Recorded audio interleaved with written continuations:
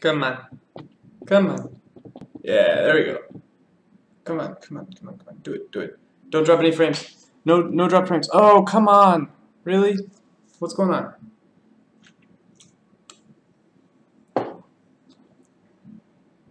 Why is this happening? What the fuck is happening?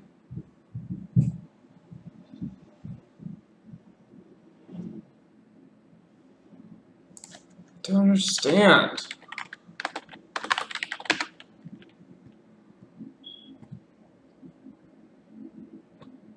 Like, this is so stupid.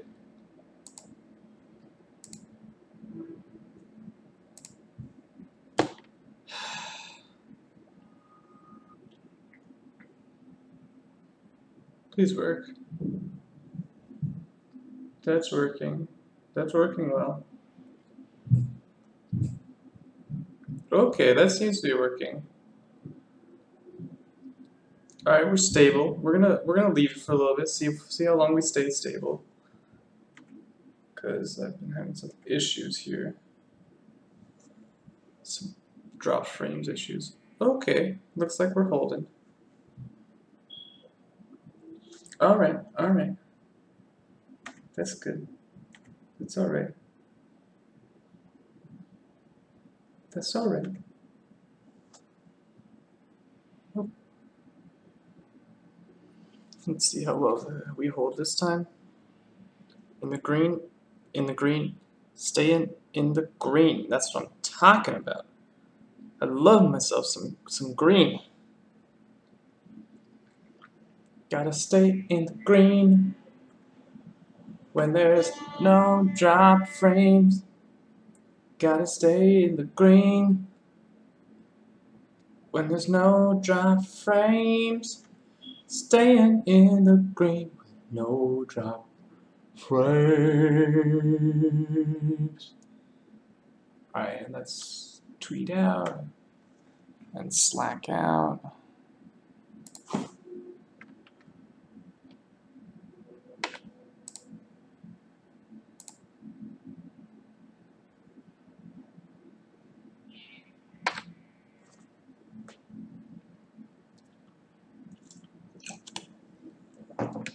Welcome, ladies and gentlemen, to Chess League TV, where we learn about chess.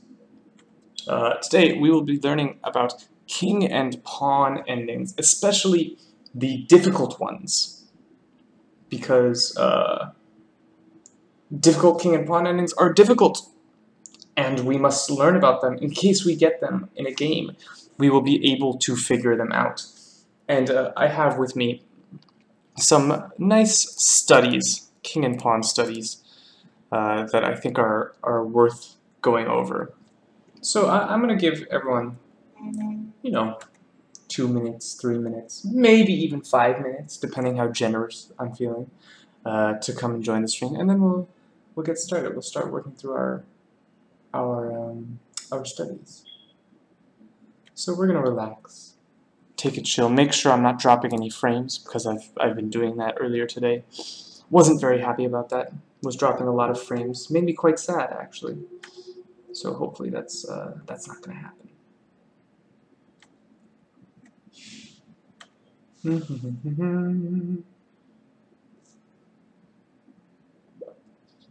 I've got Nikek 1977 and Vito Antolovich in the chat. Welcome, both of you. Like I said, I'm going to wait 2 or 3 minutes, and then we're going to get started with our king and pawn studies. Difficult, very difficult stuff.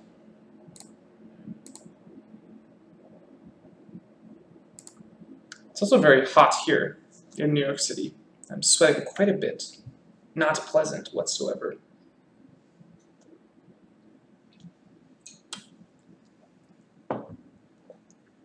Not pleasant one bit.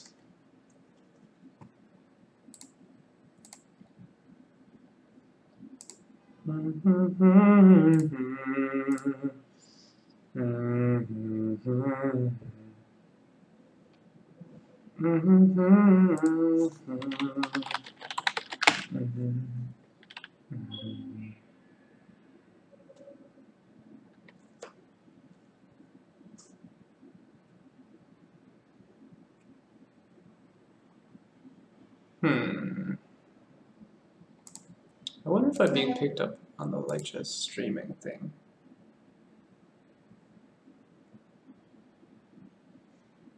Lichess.org, that's like my thing.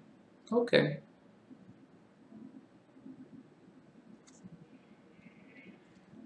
Oh.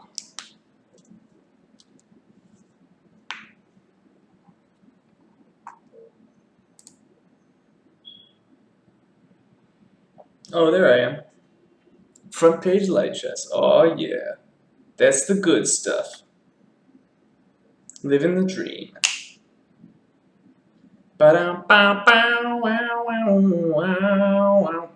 Alright. We are going to get started with the show. Thank you for joining me. And what we're going to be going over today, I like to do like an opening and endgame stream about once a week. And today we're going to be focusing on endgames. And specifically tough king and pawn endgames. And I was sort of inspired to do this by a post on the chess subreddit. Hello, C. Jervin01. Welcome to the chat. We're going to be doing some difficult king and pawn endgames. So if you're interested, stick around and calculate with me. So this study right here on the board was posted to the chess subreddit, r/chess.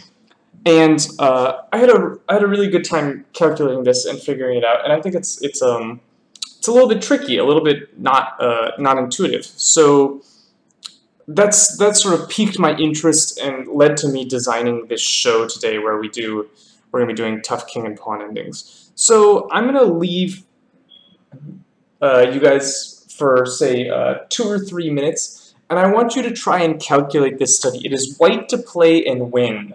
White has the better king position, but it's not so easy to take advantage of this. In fact, there's only one winning move for white. So take 2 or 3 minutes and try and sort this out. How can white win this position? And we'll see what we come up with in a couple minutes. How is white going to win this position?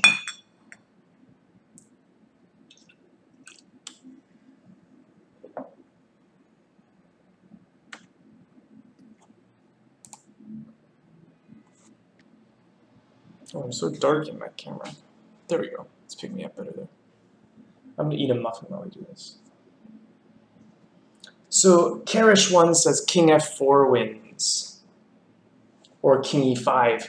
So, I'll tell you, there's only one winning move. There's only one winning move. That's not true, Karish. Only one winning move, not anything.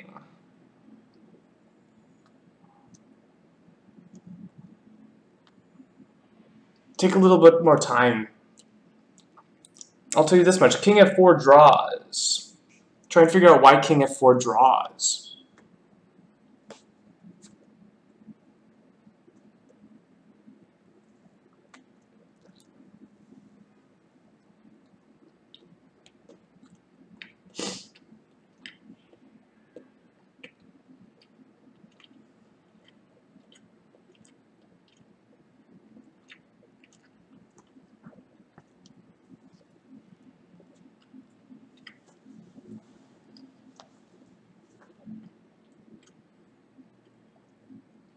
We'll take 1 more minute. 1 more minute, try and sort this out.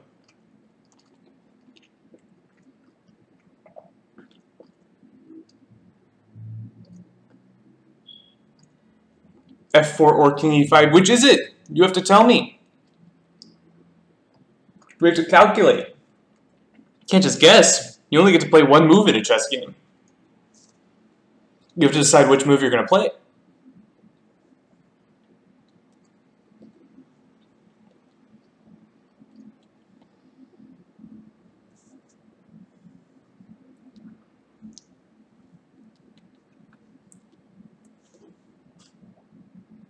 Yeah, you gotta calculate, man. That's what these studies are about. Not about intuition. You gotta calculate. King e5.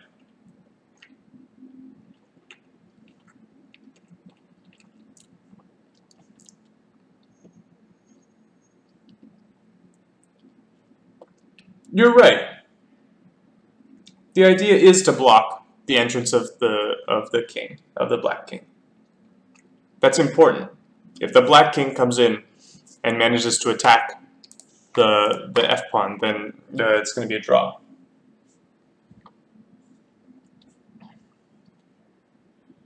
All right, we'll take one more minute. One more minute. Let's sort it out.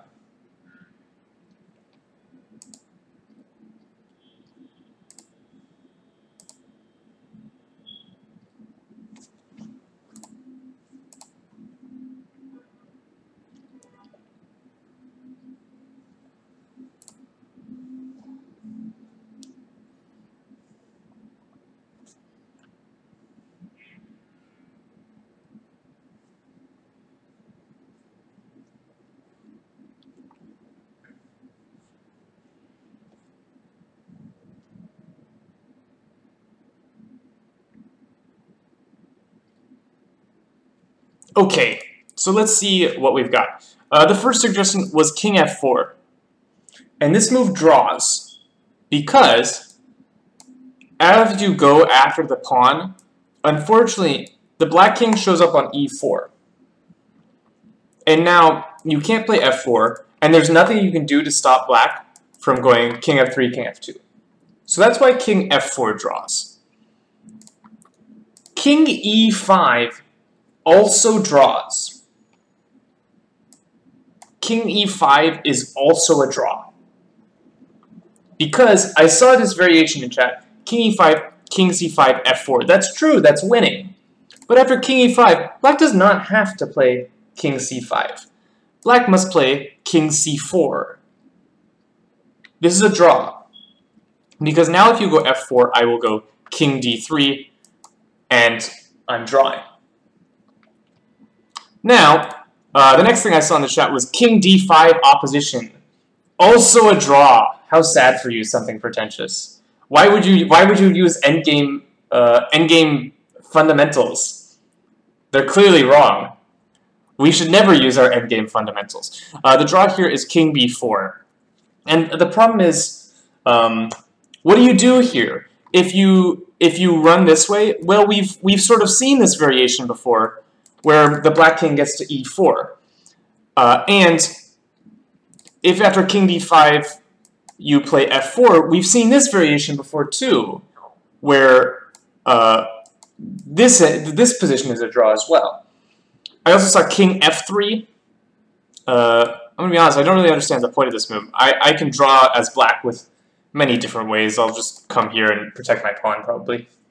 You have to threaten this pawn at some point. So going backwards is not going to threaten the pawn. I did see the winning move. Congratulations, Wasabi77. King d4 is the draw. Or sorry, is the win for white.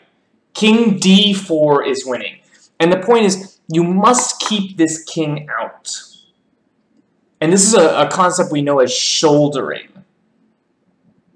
We have to shoulder the black king out of the position. Basically, I'm using my king to block off the black king. And this is much more accurate than king d5. And the reason is because after king d5, king b4, the black king will sort of cut his way in. But on king d4, let's look at the variations here. What happens if black plays king b4? What do we play here?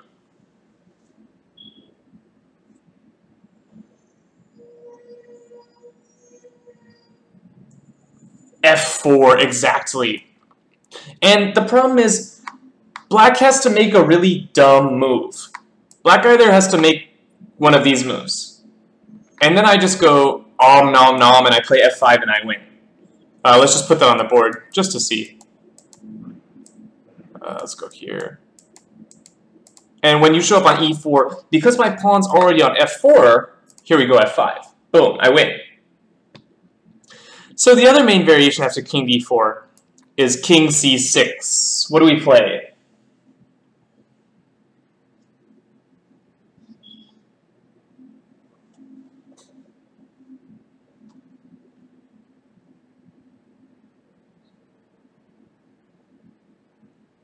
Here f4 would draw, actually, because after f4, king d5, you're not winning my pawn anymore. So king e5 is correct.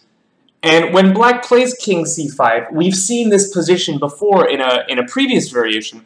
White now has f4, again forcing black to make a silly move. King e4 does not win there.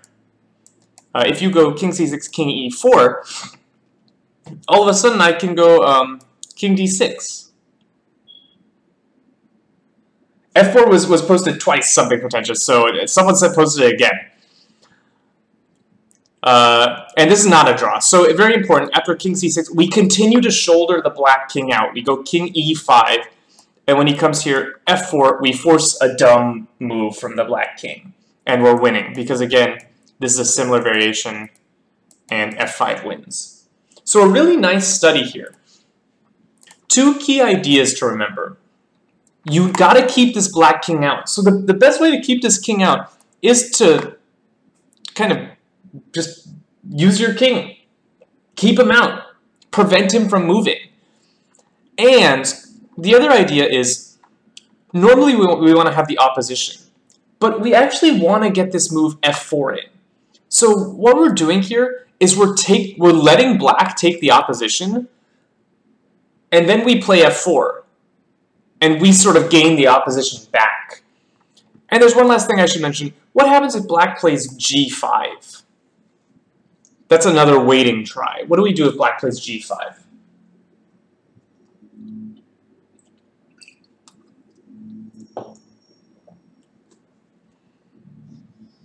g5 is legal, right? Can be played. We should have a response to it. King e4. Yeah, king e4 wins. Here we don't have to be very accurate. We can go either square. It will win. The point is, now, when your king shows up on e4, I play f4. I play f4. And this is totally winning. Pretentious, you're recommending in this position after g5, I play king d4? I leave my king exactly where it is?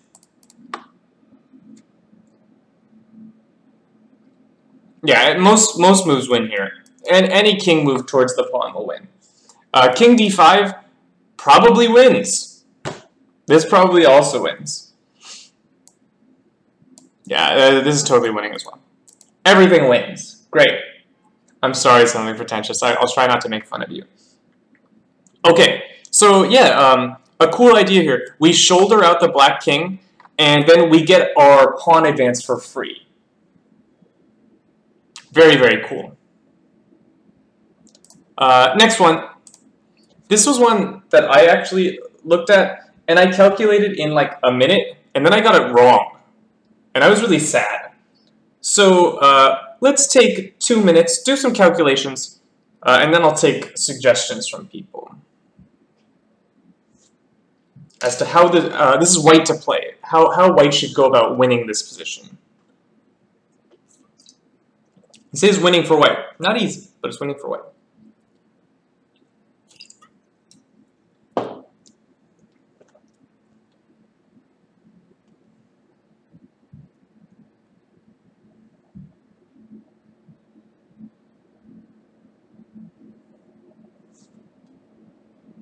I've got one suggestion already. I hope you're fully calculated to the end of that line.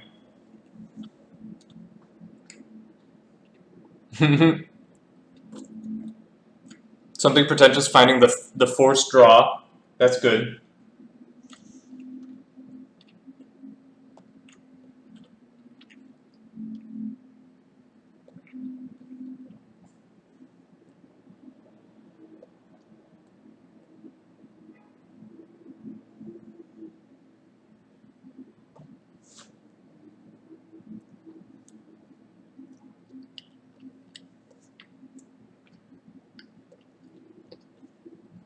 So, I think there's only really 2 moves to consider.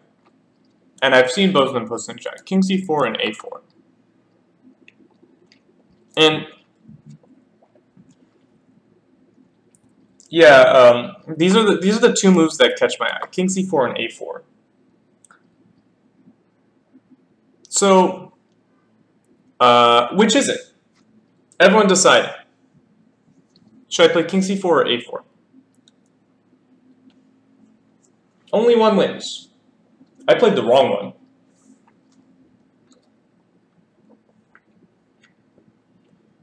I think that's just kind of bad at chess, though. Not because this was particularly hard.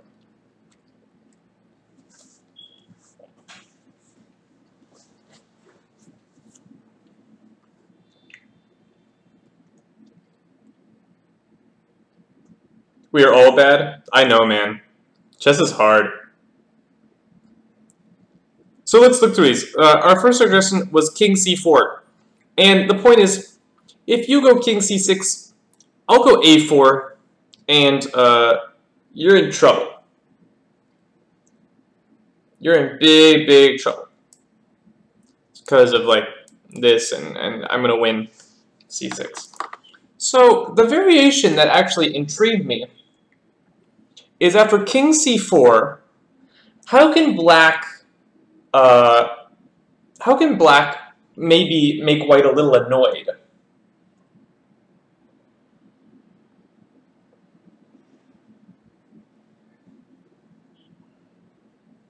A4 is very interesting in this position.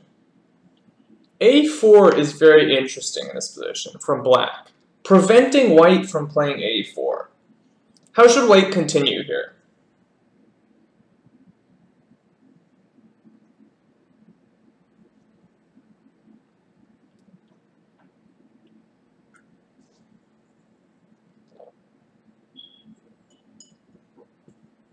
I'll give you a hint, there's only two legal moves. King D5, we're going to move up. And if black wants to play hold the pawn, he goes King B5, and how do we win?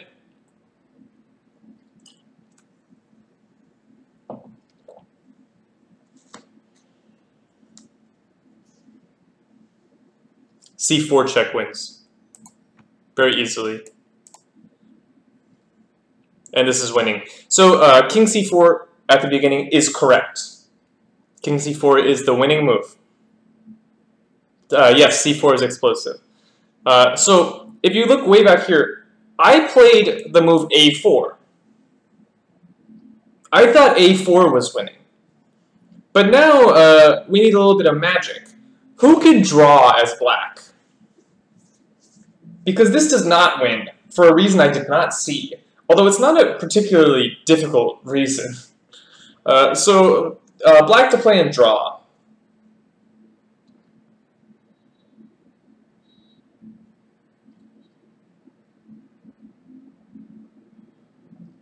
So C4 check, I think, is gonna lose.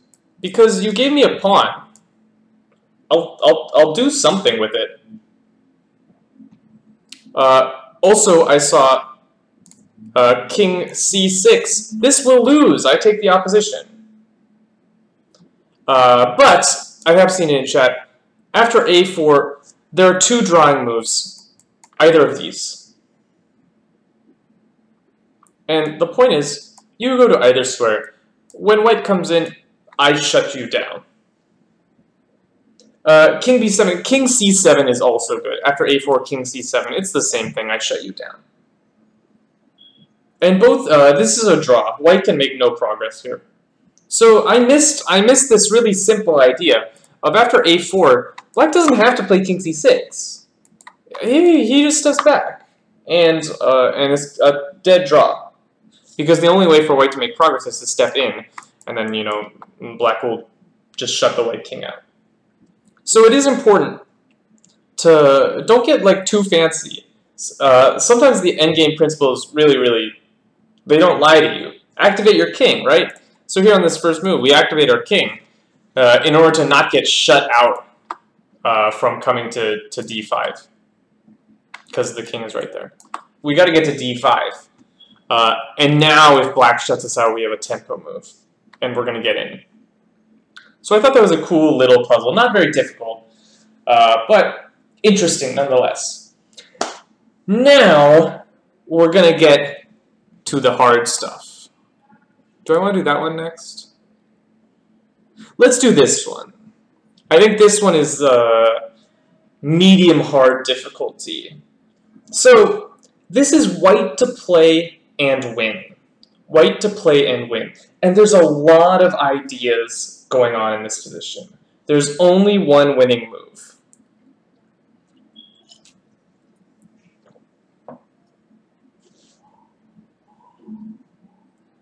Ali Qantas says, Christ. Position's a little difficult, right? There's a lot to think about here, and there's a lot of ideas at play. So I'm going to give maybe 3, 4, even 5 minutes to work this out. There's a lot going on, a lot you need to calculate.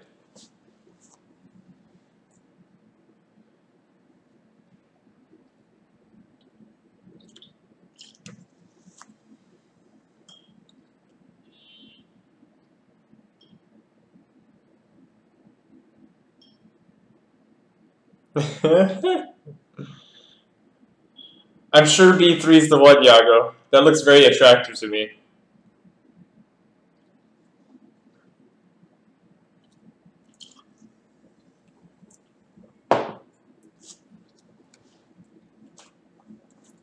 B3 is not winning? I never would have guessed.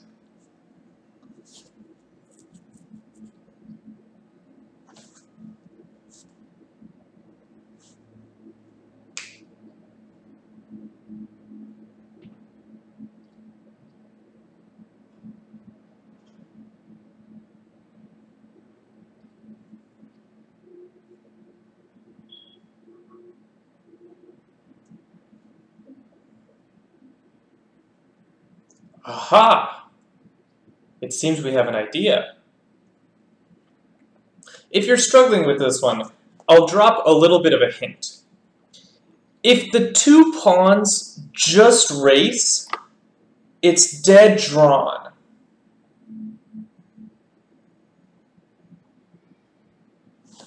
If the 2 pawns just race, it's dead drawn.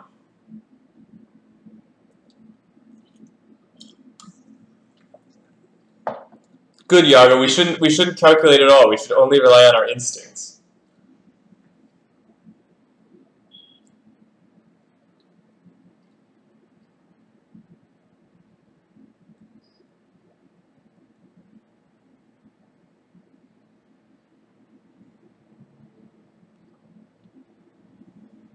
So, I've seen 2 moves, King C5 and King C4.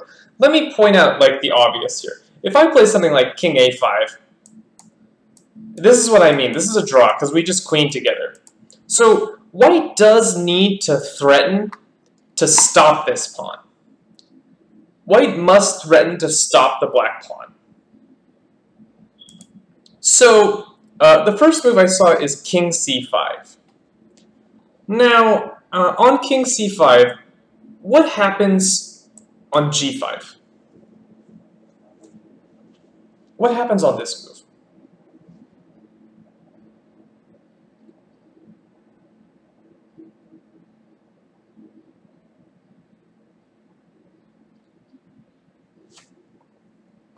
You have to be precise all the way through. Very precise.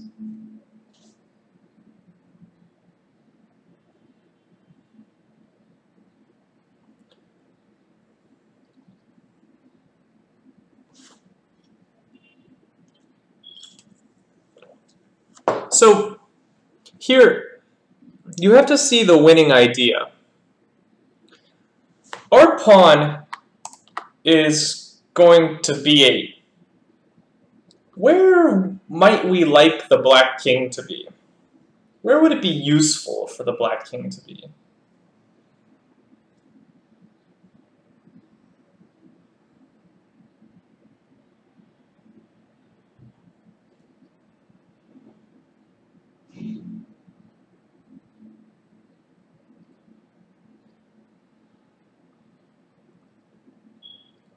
H2 would be quite nice. If the black king is drawn to H2, we queen with check, and we can force that. However, you have to be incredibly precise King d4 immediately draws. We must play b4. Let me show the reason why. After king d4, I can go king g6. And the annoying thing is, I'm in the square. I'm in the square of the white pawn. So, we cannot go king d4 right away, because black will just go and stop the pawn. We must lead with b4. After g4, now we're outside the square, so we step in. And black steps up. We push. Black pushes. We step up. Black must step up. We push. King. We push. g2. And we're not going to queen here. We go king f2. Forcing black to play king h2. Look at that. We forced black to come and support his pawn on h2. We queen with check. We win.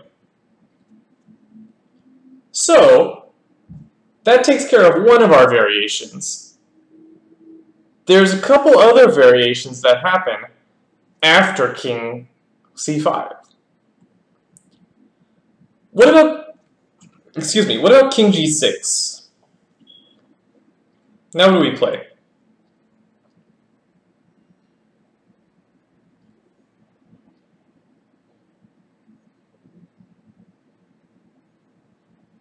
What happens here?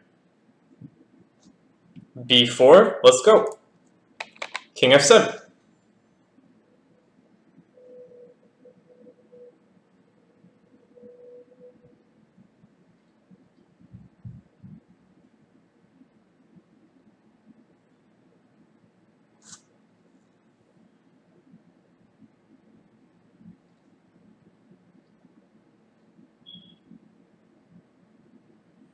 Shoulder the king. With what move?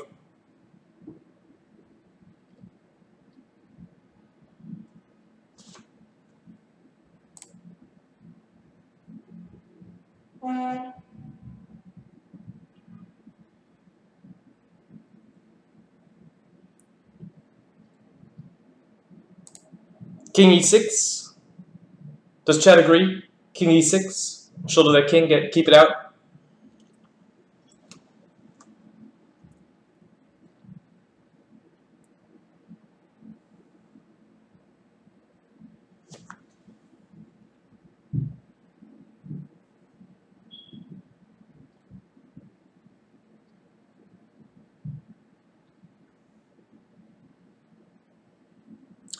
Yes, so king d6 is a draw.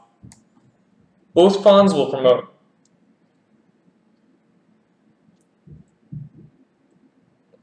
Both pawns are promoting. This is drawn. We must play b5. Very good. King e7, b5. King e7. King e7. Black says, I'm coming to get that pawn.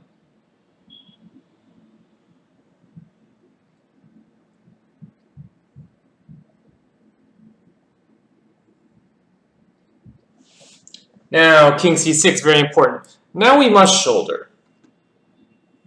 But okay. King d8. Ali, in that position, b6 will draw to king d8. And my king's actually going to sneak into b8. And you're not going to be happy with that position. So we do have to play king c6. We can't allow this king to sneak into b8.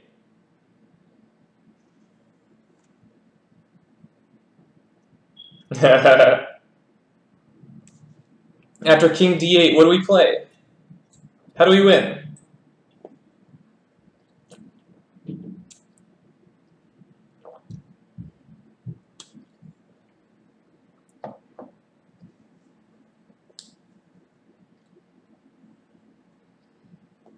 B6 is drawing. My king snuck in. So, we have to keep the king out. King B7. And notice something. Notice where we forced the black king. The black king's not particularly happy to be on D8. What's the problem with the black's king position?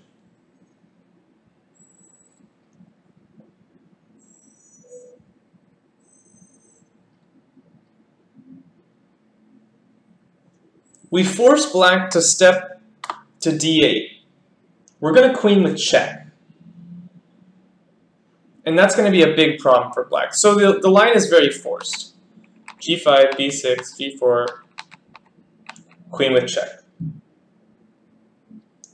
We win by one move. Very, very close. So let's return to the original position. Black has two ideas here. Black has the idea of queening the pawn and of stopping our pawn. So this is sort of like the ready study. If you know the famous ready study where white tries to catch the pawn and promote his own pawn. Here, white plays king c5, which helps promote his own pawn while still making his way towards the black pawn. If you play king c4 on the first move, then you can't really stop black's king from coming in.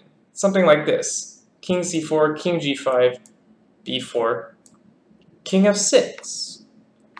And you don't have this king c6 move that kept the king out. b5. Say king e6. And if you go b6, well, this is just a draw, because my king made it. So that's why it's again this shouldering idea. We don't want the king to come in and stop our pawn. We have to keep the king out. We must keep that king out. It's so important. The king cannot come in. Okay. This one's crazy. This one is white to play and win. And it looks like white is so easily winning, but it's so not easy, it's ridiculous. When I saw the solution to this study, I didn't solve this. I was so off with my calculation. This is really difficult. So I'm going to give like 5 minutes in this position. Really, really difficult study. If you get a few of the key ideas, then you're awesome.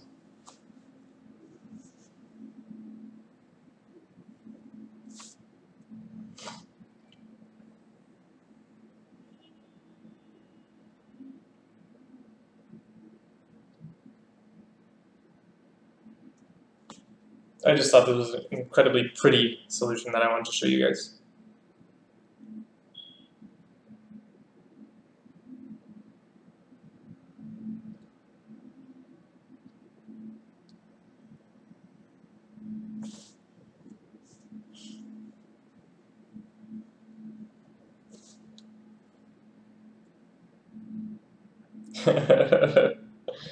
Oh, Iago.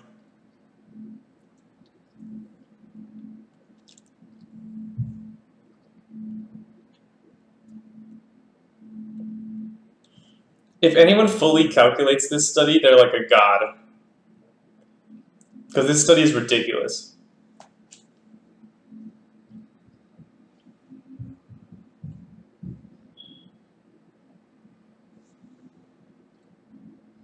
Yeah, it's white to move. White to move. White's trying to win this position.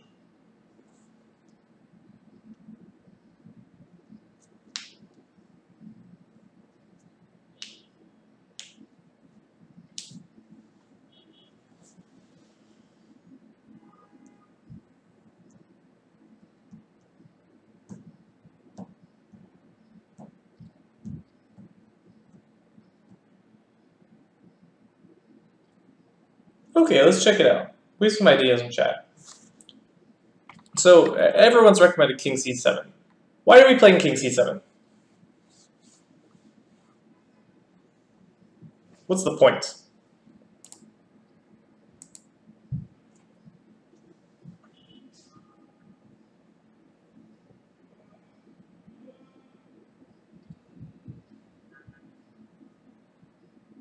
Yeah, keep the king out, right?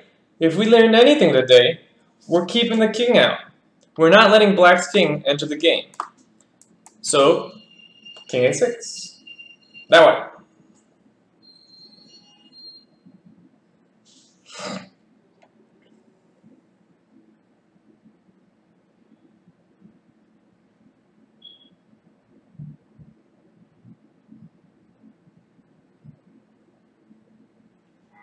King c6. Black king's not allowed in. Okay, king a5.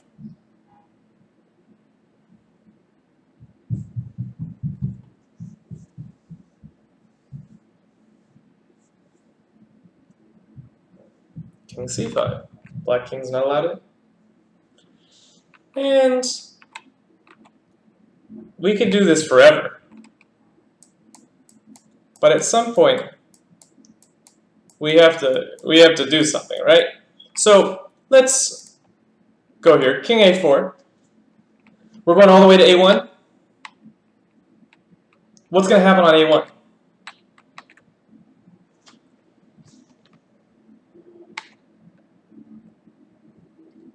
So say king c2, king a1. What would you do here?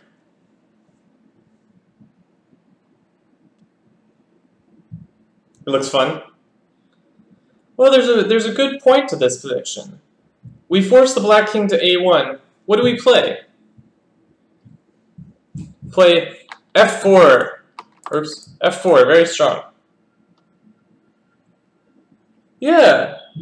Yago, you have the right idea. Here we play g4.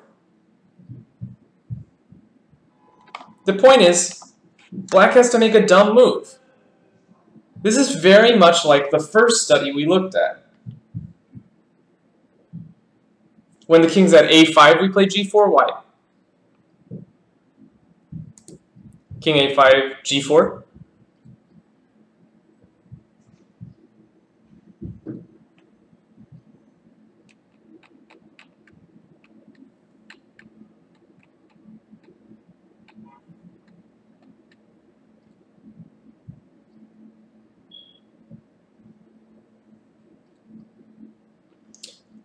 So if after king c5 you play h5, now I'm winning. Now white is definitely winning. Because here, this is a clean win. g4. Much like our first study. We have to use those ideas in this study. One thing we learned about that study, if black advances his pawn, he's dead meat. And if I get the move g4 for free, I'm winning. So if we walk down the board, if we walk down the board and black goes king a1, here I get the move g4 for free because black has to play king a2. And I'm winning. Totally winning. We've seen this before, g5. This is from like the other study. So the critical line is after king a2, king c2. What happens on king a3? Refusing to go in the corner. What happens here? Because this is critical. If we go king c3, we're going to repeat for forever. So we have to come up with something here, or else we're not going to win.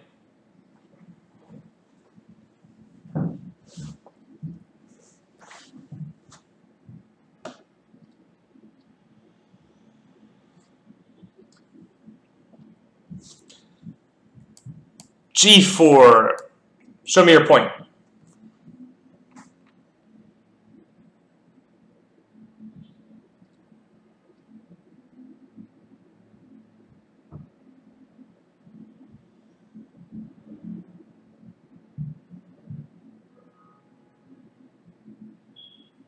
Why doesn't this work?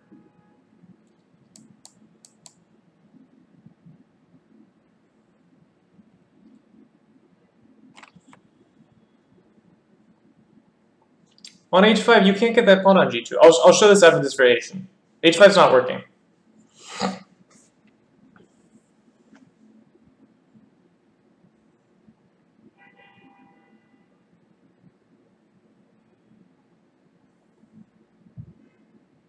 See German. I'll show you after this variation. Yago, what am I doing here? King d3, king c5. What next? This is your variation. Champion your variation.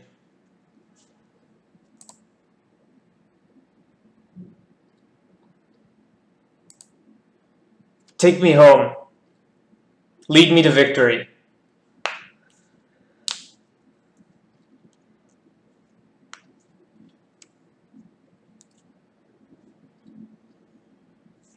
King e4. Of course.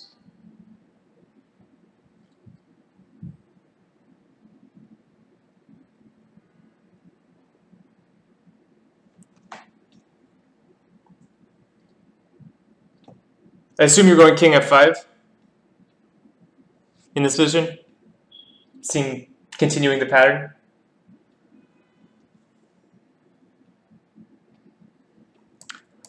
This is true. It looks like a win.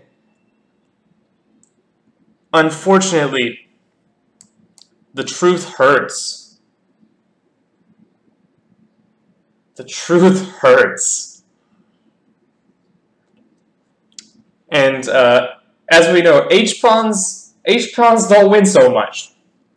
Point here, I will call that a draw. Ouch! So, G4 way back there is not winning. And I have a question about this H5 variation. So after King Z4, King A4, H5, H5. So you want the black king to come down and take this pawn? That's not going to happen.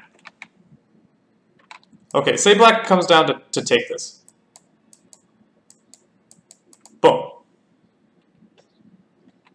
You're not taking this pawn. You're too far away. You can't come and get G2. This H5 move is always losing. Except when it's not, except when the pawn's on G4. You want to come from this way? You block at G8. Oh, so for example, if you go here, this is actually a trivial win because my king is two squares in front of my pawn, which makes this a winning position. Let's say king f7. I'll go g5, and now I'm winning. This is just a win. This position is a well-known one. When pawn on the 5th, king on the 6th, it means I'm winning. Because, so you go king h8, king h6. What am I doing?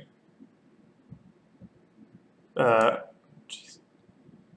No, that's not a win. King h8. Excuse me. King f7 is the win. And now I'm winning. So you can't stop me on g8. So that means that variation with h5 is lost. So after king a2, king c2, king a3, g4 was drawing, king c3 is repeating.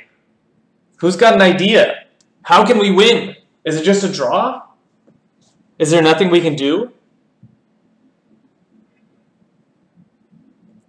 G3. Double exclam. This move is brilliant. This move is so brilliant. If you go king d3, you're actually transferring into like sort of a normal variation where you just run after the pawn. Something like this. And this is similar to the first study where my king ends up on f4, you can't stop me from taking. So g3, the only winning move in that position. Killer! Let's see why. Black runs, white runs, black runs, white runs, black runs, white runs. And here, if we just keep doing this, then I win. So black's going to try this one. And white to play and win. You gotta find one last good move here.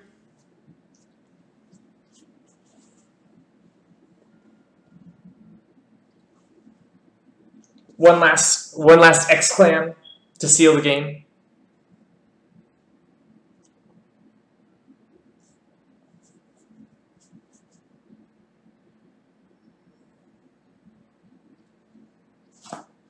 Who's got another X-Clan in them?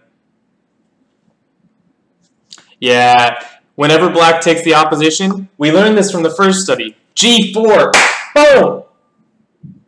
We get G4 for free.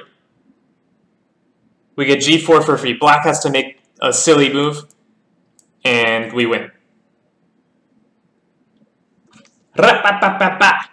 So, really, really cool. The point is, you shoulder the king down here. Oops, not that move. You shoulder the king down here, and here we can't just repeat forever. So we have to push the G pawn at some point. But you have to anticipate black's drawing resource of H5, which means you can't allow him the drawing resource of H5. And here, after the incredible move G3, you're forcing a win here. As soon as black takes the opposition, as Alec wants to say, we play G4 because now black's king has to make a ridiculous move. And we're winning. I thought this study was unbelievable. I thought it was so cool. And that was part of the reason I wanted to share that with you guys. All right, we got one last one of these. This study is unreal. This is so complicated, I can't even begin. So, here's what's up. It's white to move. White's going up the board. So all pawns are on their home squares. All pawns can move 2. And black's going down the board. It's white to play and win.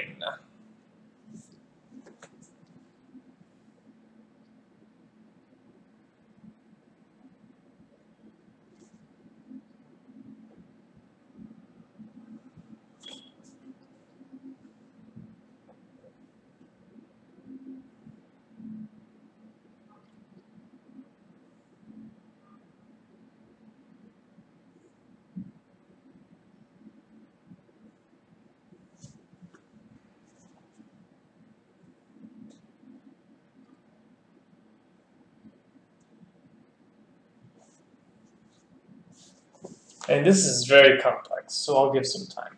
Very, very complex. Let me insert a table base. Yeah, that's 6 piece, that would work.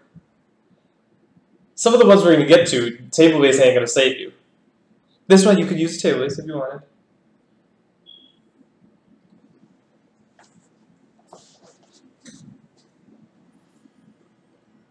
Man, I'm hot. I'm sweaty over here. New York City, man. King C3? King C3?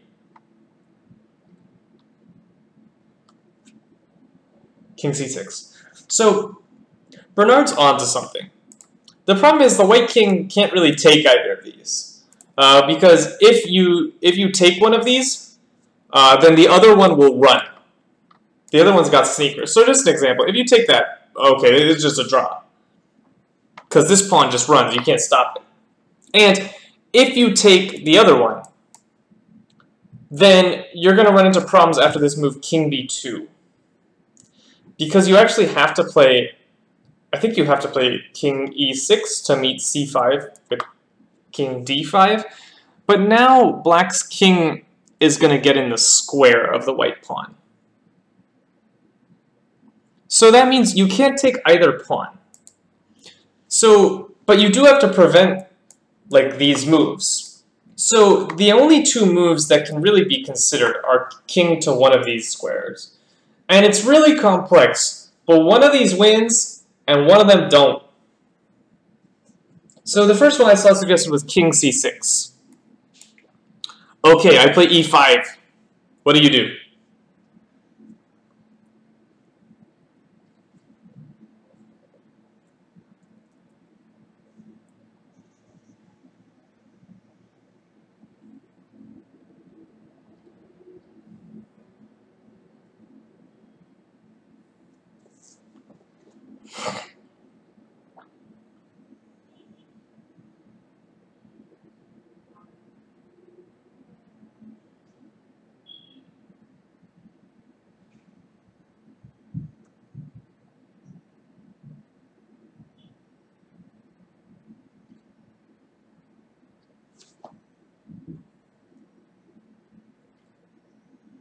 King d5 here.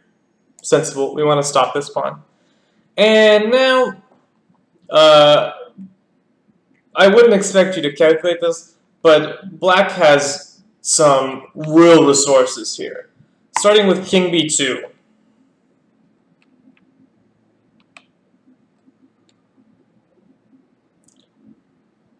What are we playing for white?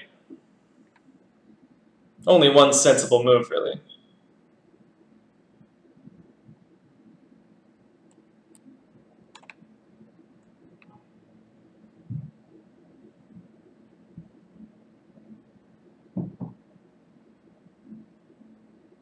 It's got to be h4. If we're not playing h4, probably going to lose. Got to get those pawns going. And let me ask, black has, I believe, only one drawing move here. Yes, only one drawing move. So, who has another exclam in them? Who can find the one drawing move, the only way for black to save the game? Black does have a draw here. It's sort of ridiculous.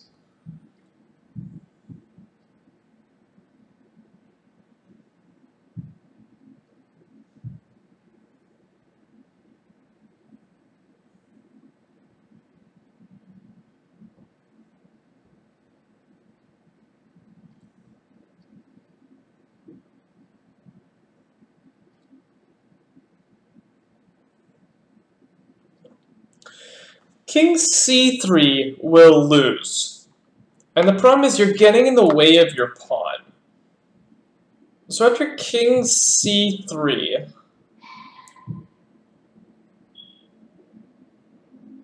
I can go h5. King c3, I think I just go h5. And the problem is the black king is in the way of his own pawn. If you go c6 immediately, then I take this, because you're not ready to support this pawn. So the drawing move is king b3. King b3. Yikes! What a move! And the point is, after h5, you've prepared the move c6 check. Because you're a sneaky little man. You've prepared the move c6 check.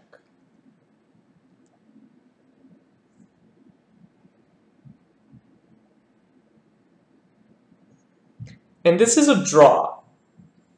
I know it's hard to believe, but it is a draw.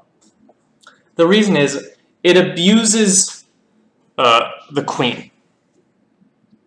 With the point being that if you take,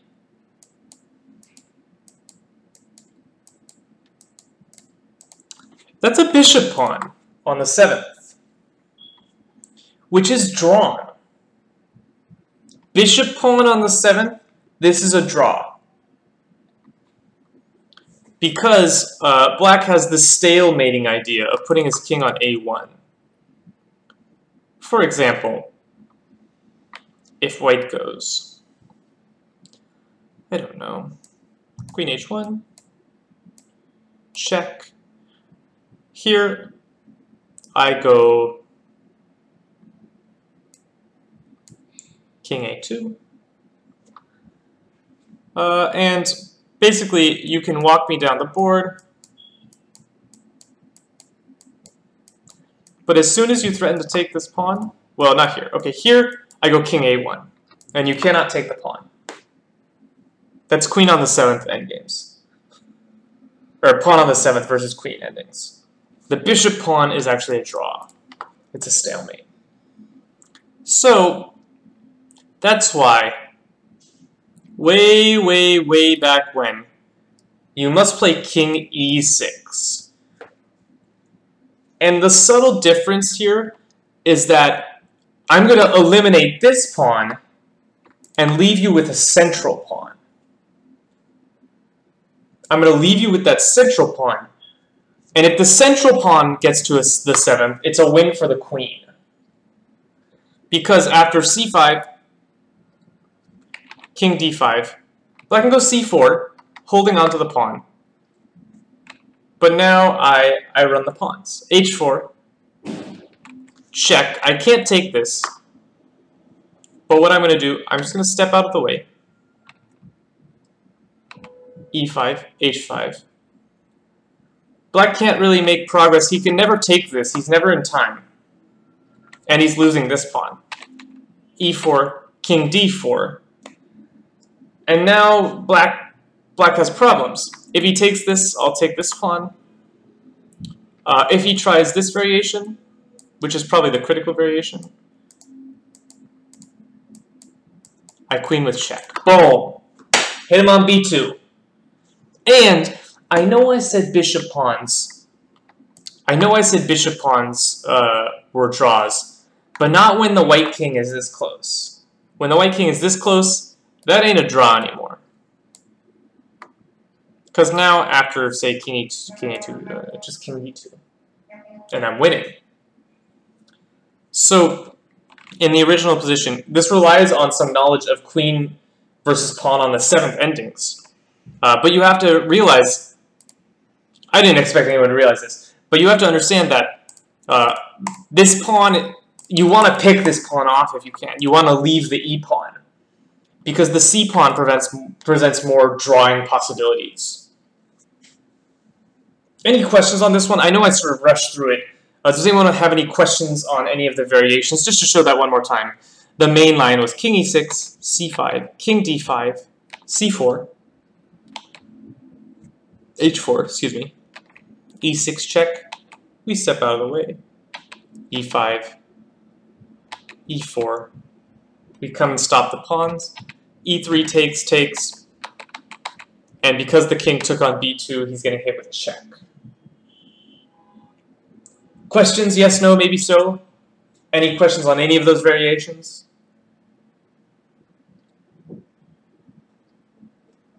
Oh, wait, one minute before moving on.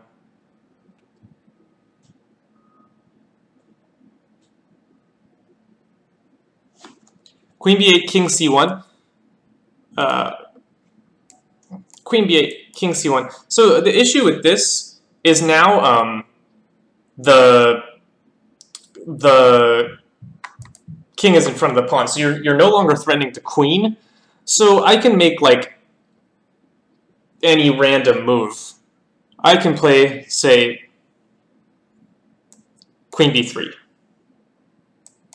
king d1, queen d1, or queen d3, and say you go back. Now I'll go here. And you're gonna lose, because if you go king b1, I have this move. You're pinned. How unfortunate for you. And if you make this move, I was gonna go queen b5. That's actually a little annoying. King b2. What do I do here?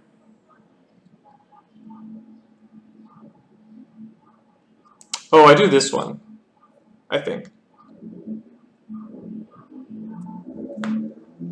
King d3, king d1. Oh yeah, you can go for that mating trick as well. That's a good one. I should show that. After king c1, you go king d3, force the king out here, and now after here, if black queens, you have the mate on e2. That's a nice line. Yeah. That's a nice line. That's cleaner than what I was trying to do. I was roving around like I don't know anything. But this is very, very clean. Well done, well done. All right, moving on to our next topic. This is a topic that I really struggled to understand, and I finally feel like I'm getting some mastery of it. So I wanted to share this with you. And this is corresponding squares. Corresponding squares. And what this means is that corresponding squares are basically squares where both kings would prefer not to have the move. Squares where both kings... You're going to ask about corresponding squares? Good, we're going to do some. Corresponding squares are squares where the kings are in mutual zugzwang. Neither king wants to move. And I finally feel like I have some understanding of this.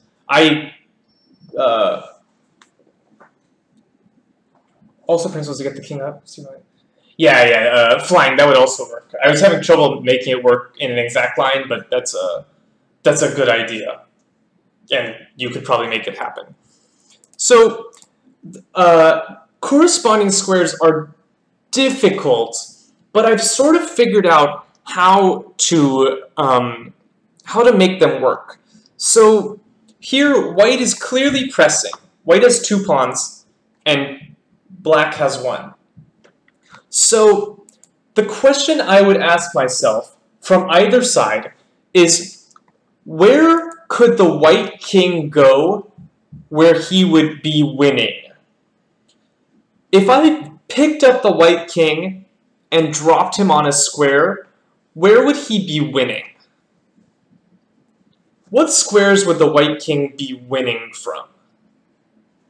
B3 is an obvious square, and we call this a key square. If the white king goes to B3, this is a key square. Now, just one key square usually doesn't lead to a chain of correspondence. There have to be other key squares. So this one's a lot trickier. Where else could the white king show up that would be winning? Where else would could the white king move that would win instantly?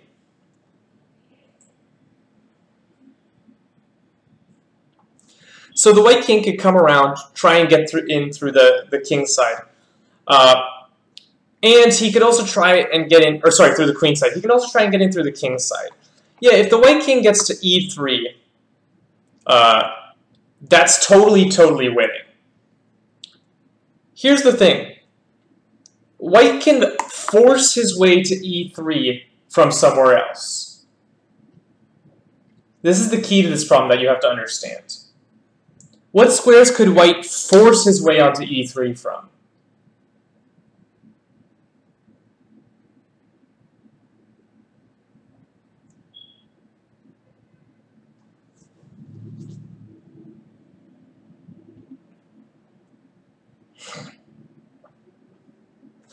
He can force his way onto E3 from E2, and from another square. He can force his way on.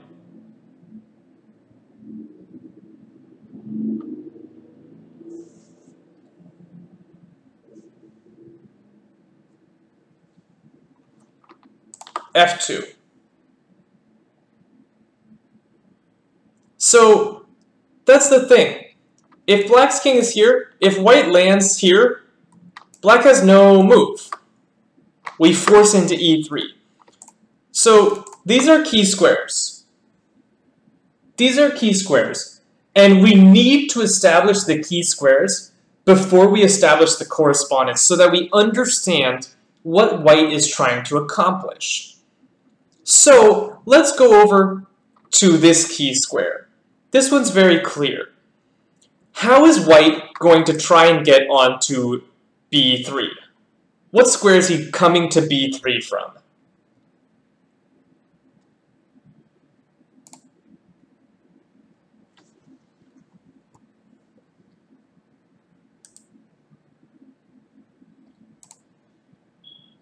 He's coming from A2. So I'm going to give A2 a 1.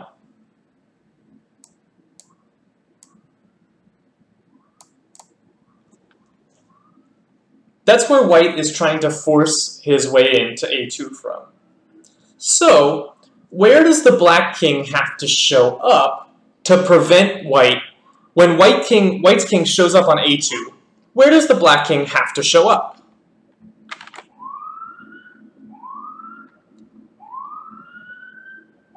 Yeah, Ali, I have to mark the squares too. It's definitely not allowed. But I think it's instructional. It helps us learn the concept.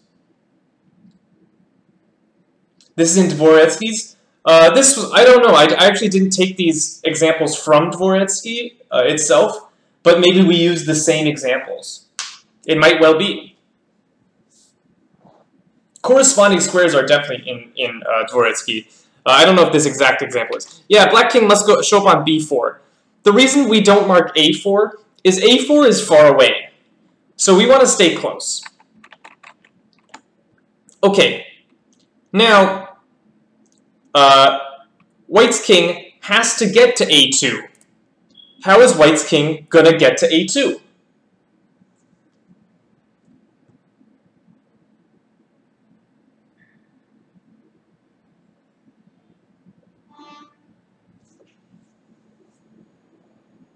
What square does white's king... Yeah, white's king is going to come in through b1. So we're going to give b1 a 2. So when white's king shows up on b1, black must be prepared to step on b4. Where does black's king need to be prepared to step on b4? I have to be next to b4 when black's king is on, or when white's king is on b1. Where's black's king going to be? It's got to be on c5. Good. Notice we're not saying b5 or a5, because black's king is going to be shuffling back and forth from both sides. He's got to do this shuffle. All right, and we're just going to keep extending this. When white's king is on c1, where is black's king going to be when white's king is on c1? Where should black's king be?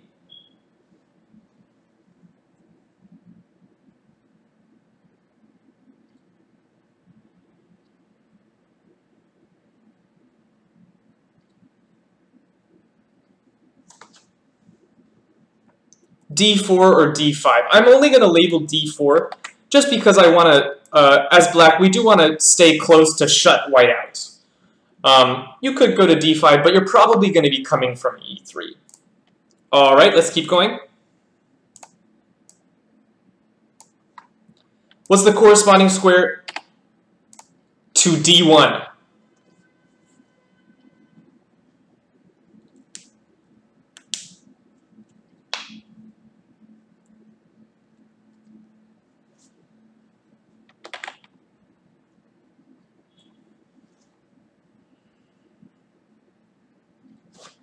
It has to be e3. And the reason is, if black king goes to e5, white gets to step on a key square. We can't allow white into these key squares either. Yeah, well said, Ali Pontus. We can't allow white to step on e2.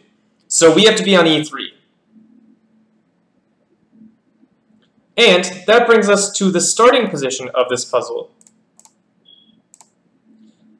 We've reached white's starting square, which I will label with a 5. What is the corresponding square to e1?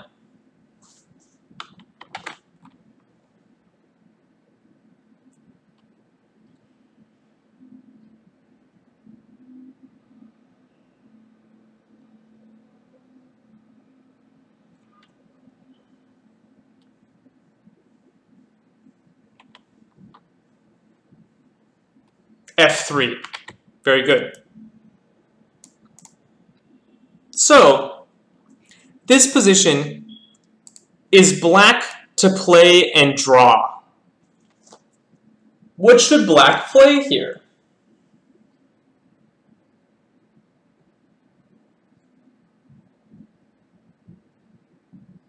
Black has a forced draw using our corresponding squares.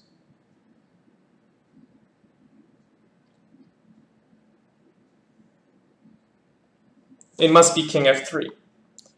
White's king is occupying the 5, so we step on the 5.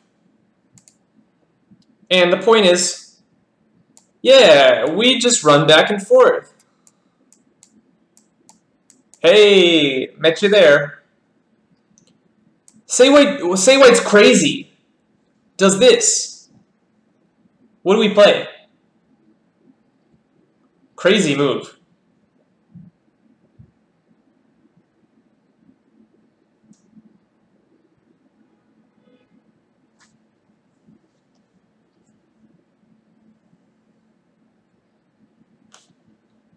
Yeah, so this is getting into something. I'm really going to use the next example to talk about these. We have to go king b5, and I'll show this in the next example. If you go back to the starting position, if you play what looks like a normal move, you say, "Ha-ha! I have the opposition." And then white goes here, and you're like, "Oh, that's not good." Because after here, hey, white landed on a key square. So you can't play automatically. You have to look for squares that are zugzwang, which in this case were a2 and b4. And you have to count your way back from there. Good, that's our first example of corresponding squares. Let me delete my numbers. This is going to take a little bit. Delete them only to remake them for the next one. Yeah, and like Ali said, this is really difficult to do without the numbers. It's very hard to visualize if you don't remember the numbers. We'll see one that's ridiculous. I'll keep the ones, because we'll need some ones for the next one. I'll just save the ones, because they're going to be in different places. Okay, let me erase that. So, black is clearly better here. Black has 6 pawns, white has 2. So, we need to do the same exercise. Where could the black king show up and win? What squares would black be winning if he reached?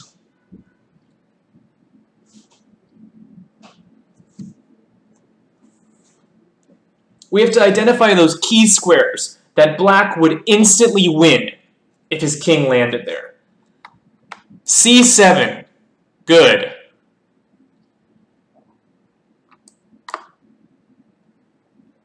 How's that notation going for you, something pretentious?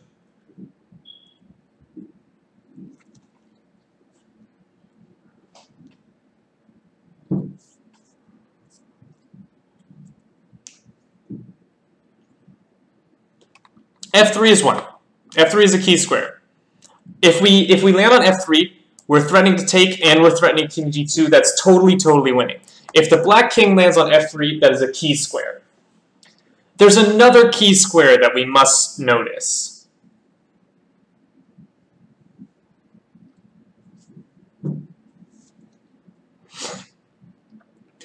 It's usually one on one side of the board and one on the other side of the board. So this is where black is going to try and break through on the king side. How can black try and break through on the queen side? Yeah, something for this. I don't think white's going to win this position.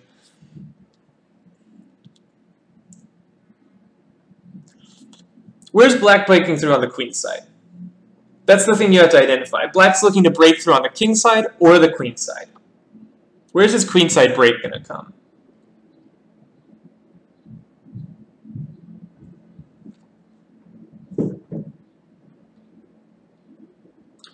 So, if black lands on c6, he's not totally winning.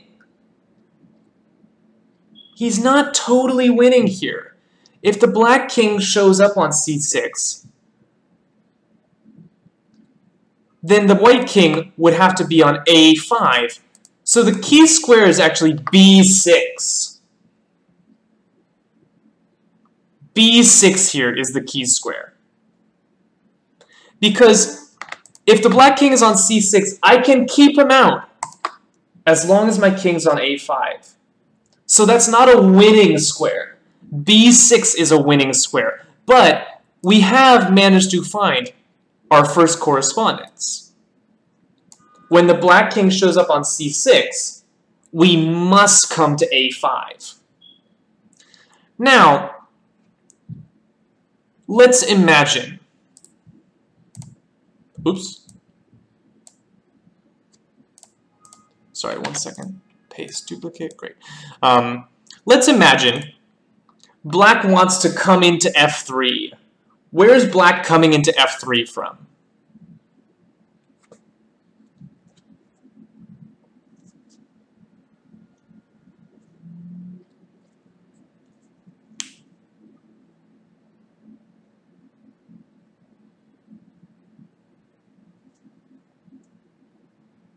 Black's coming into f3 from g4. So let's give that a 2. And this is a really important concept with corresponding squares. You have to count the distance. Here, it'll take black 1, 2, 3, 4 moves. I'm coming from a5. Where can I get to from a5 to keep that king out? I only get 4 moves from a5. And I gotta keep black out of f3. Where can I show up?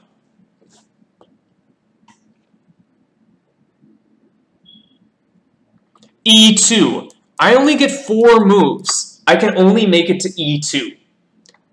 f2 is not a corresponding square. I can't make it to f2. I don't make it far enough. So we're gonna give e2 a 2. It corresponds to g4.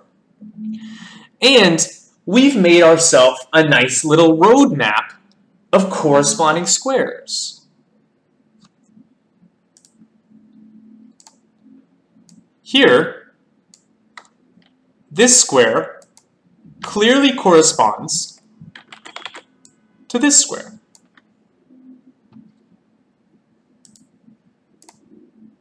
This square clearly corresponds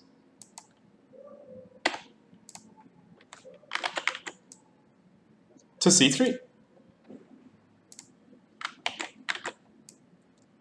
No, I did that wrong. Remove. I have to make sure I'm making duplicates or else everything will mess up. And this square, what square is this? f5 clearly corresponds to d2. So I've already set up a chain of correspondence. And now, here is where I'm going to teach you guys about something that an IM actually taught me. I attended a lecture by IM Raven Sturt. He's a very strong IM. And he taught me what he calls launchpad theory. So let's look at this 1 and 3. Actually, the 1 and 3 is not important. Let's look at this 3 and 4. Where can white be to step on both 3 and 4? What square is next to both 3 and 4? For white. B3. So I can label B3. I'm going to give it a 6. And that's going to correspond to the launch pad of black's 3 and 4, the square that is next to 3 and 4 for black.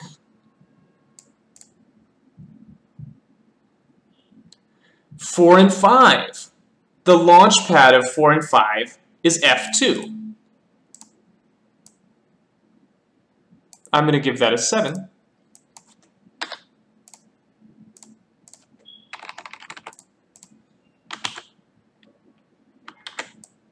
And I'm going to give that a 7. Because when you're next to 4 and 5, black needs to be next to 4 and 5. The numbers don't matter. It's just, I'm just showing correspondences. Like 7 corresponds to 7. It could be 8 and 8. Doesn't matter at all. I could put letters. Yeah, it only matters that they match. Now, this one's a little interesting. This square, G5, is next to 7, 5, and 2. 7, 5, and 2. So I'm going to give that one an 8. And What's the corresponding square to g5? What's white's corresponding square to g5?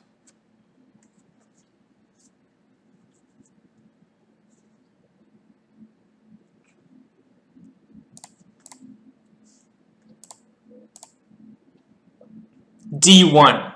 Very good. So I'm going to give d1 an 8.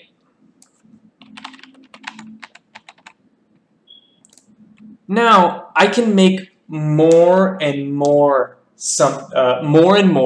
correspondences. I'm going to keep going. Oh, I didn't want that. I messed it up.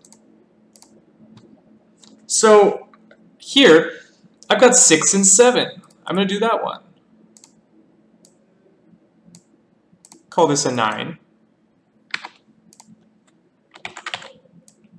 Call that a 9, next to 6 and 7. 6, 7, and 4, I should say. I need to be able to step on 6, 4, and 7.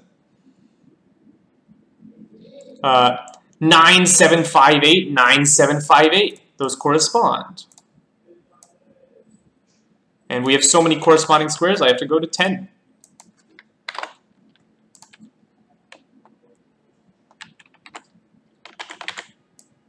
That's a 10.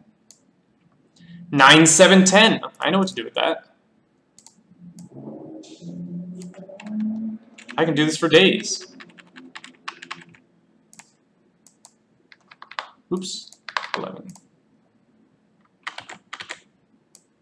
9, 7, 10. It's 11.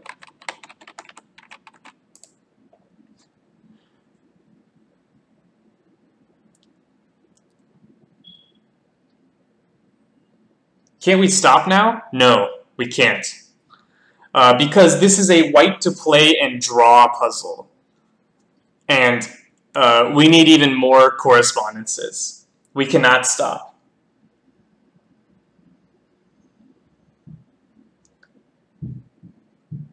Yeah, white's trying to draw. So now we get some tricky correspondences. 11, 10, and 8. 11, 10, and 8. What's the corresponding square here? What number should I put on h6?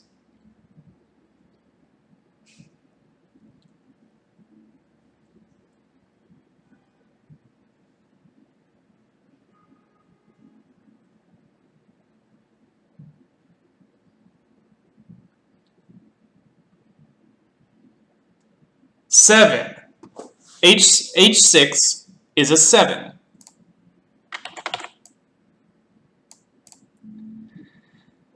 Seven, 8, 10, 2. What goes on h5?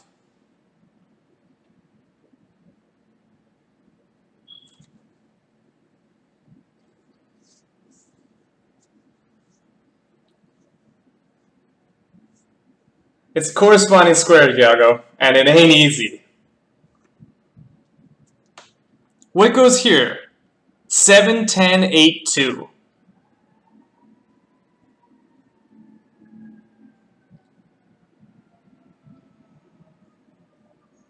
It's a 5. 7, 10, 8, 2. It's a 5.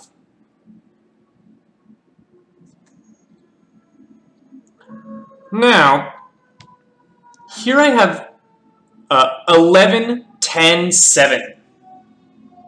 11, 10, 7. What square is the black king on? What number?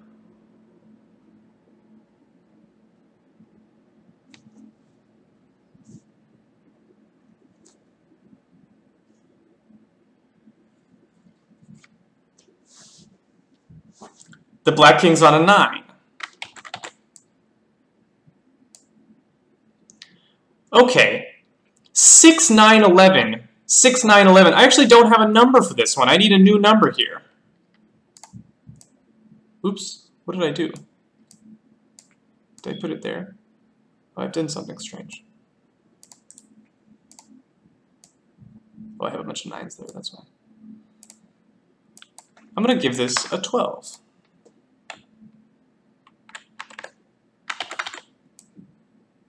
I'm going to give that a 12.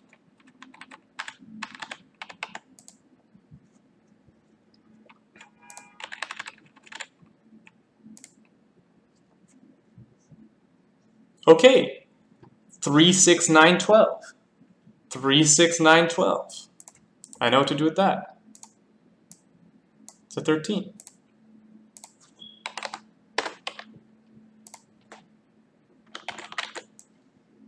It's a 13.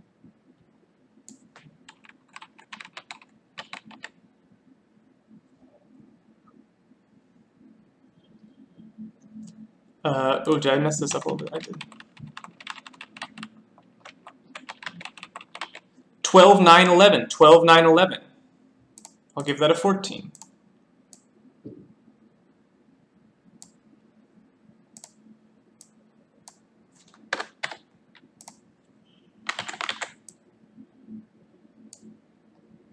$11, 9, 14, that's a 12.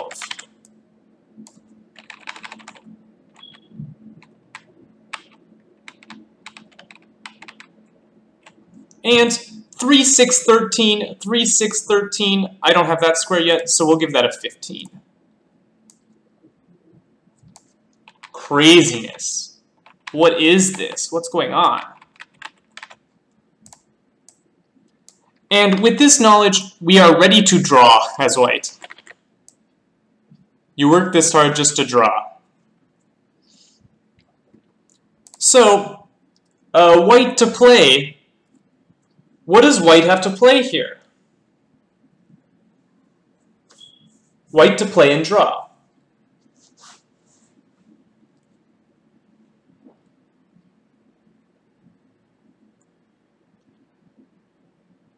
He has to play 9? I don't know what that means. That's not chess notation. He has to play king b2. King b2. Forced. Only move to draw. Say black is tricky. Black understands these corresponding squares. Black goes king g8. What's the move?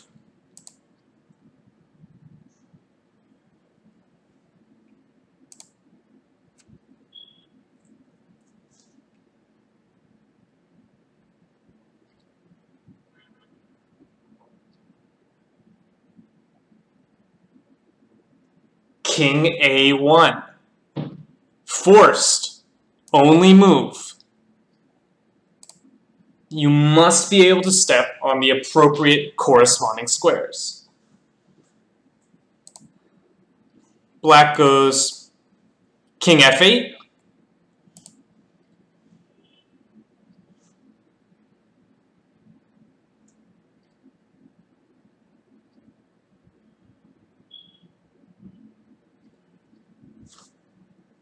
Now the draw is easy. We did all the work. We did all the work already. This is an easy draw. King a2. Easy peasy.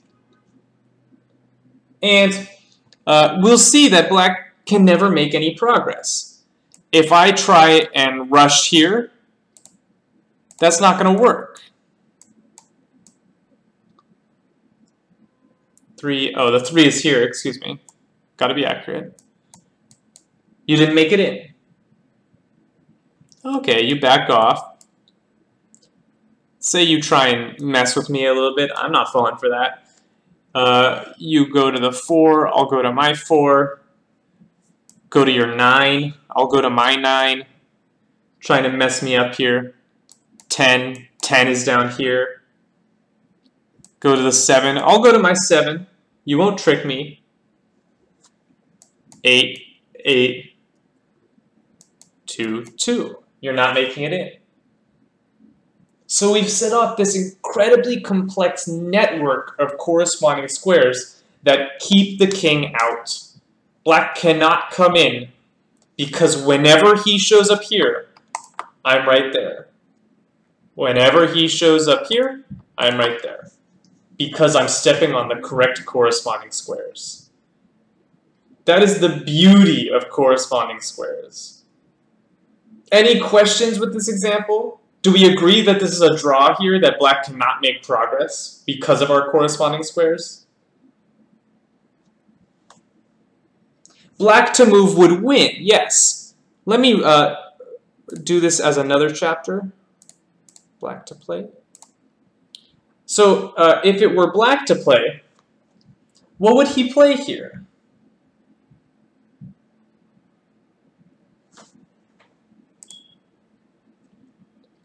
This is an interesting question, actually. What would black play here?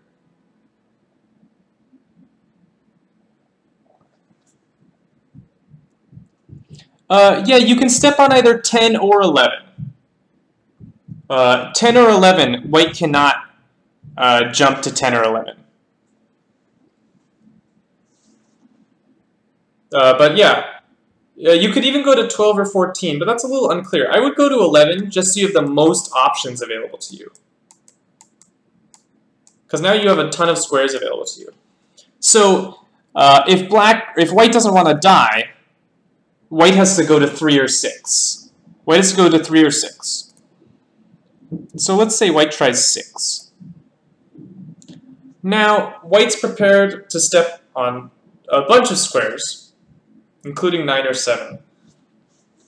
But I can sort of draw him out by baiting towards the 2. So I'll go to 10. And I'm getting ready to land on 2. So you gotta be worried here. You gotta make a break somewhere. So say white goes to 4, because I'm heading towards 2. I'm gonna step on 8, and you're in a lot of trouble. Because you must step on 5. And now I step on 5, and I'm gonna win. The point is, you have to stay one move away from this, which means you have to move down here, but then you're not going to be in time to get to A5. Say you play here, boom. I win. I got on a key square. So black to play does win. You can sort of draw white's king into an unfavorable situation by threatening to land on 2. And you're forcing white to follow you. And then when white does put himself in a bad situation, you haul it to the other key square. And white is not in time, because white had to put himself on a bad square. Does that make sense? It's sort of the winning method for black when black is on the good side of the corresponding squares?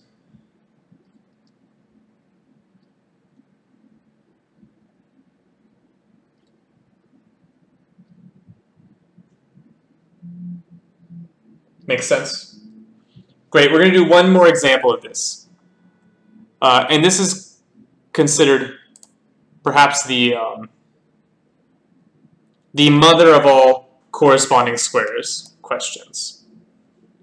So let me just turn these all off. I'll bring them back as needed.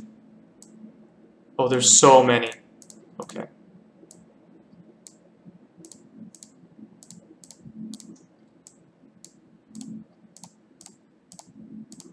Give me 1 second to turn all my numbers off.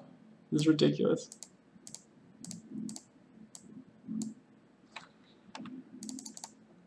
So this puzzle is white to play and win.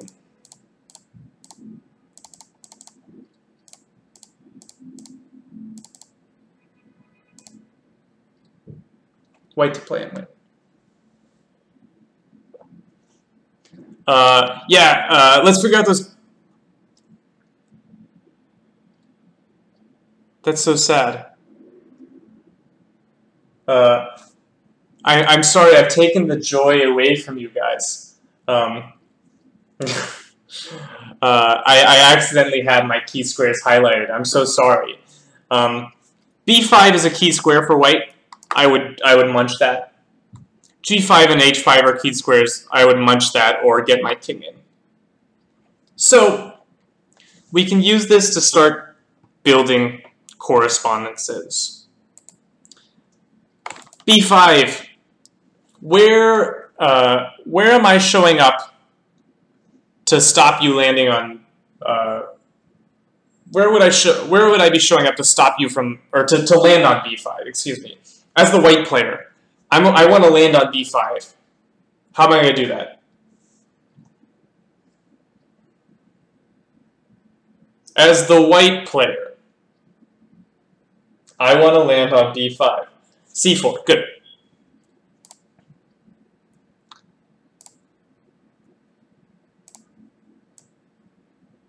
So I'll give c4 1. And Ali, you say black must be on b6. Why not a6? What's wrong with a6?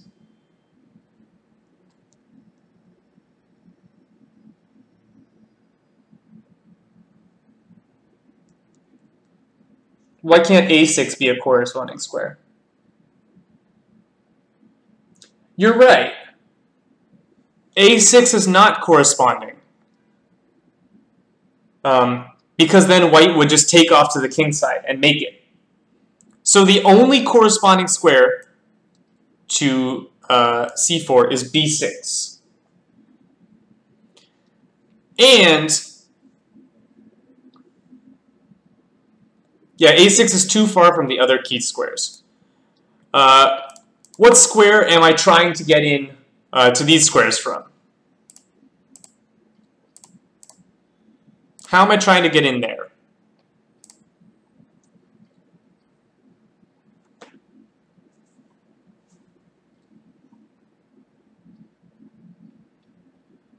h4.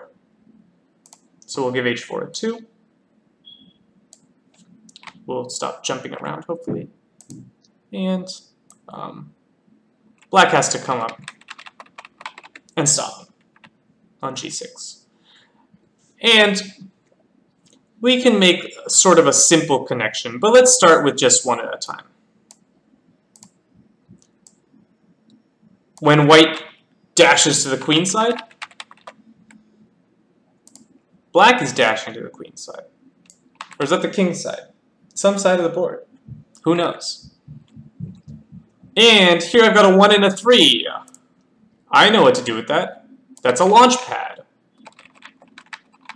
1 and a 3, give me a 4.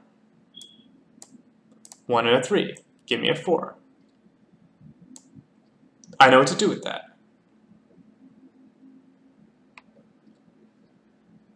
Now, let's build. Let's build. What did I do next here? Here I had to stop and think a little bit.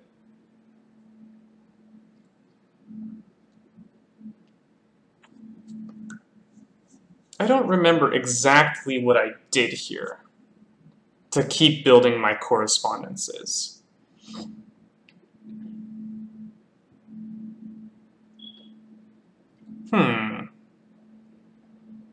How did I keep going?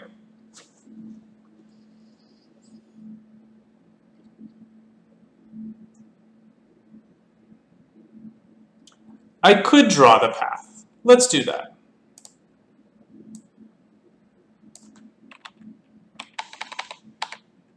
Five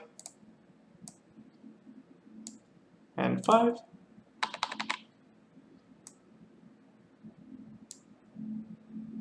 Six and 6. 7 and 7. The thing is, this 7 I'm not sure about, right? This 7 I'm a little unsure about. Could go either square. So I'm going to leave these 7s off right now, actually. I'm unsure about these 7s. I'm unsure where that 7 should go. A7 and B3 correspond. Why?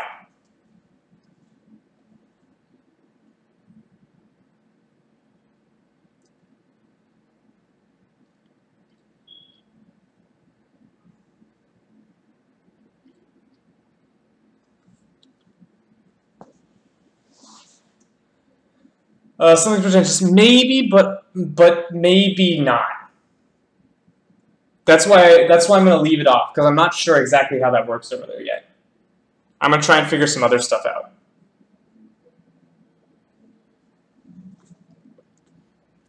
How do we know A7 and B3 correspond?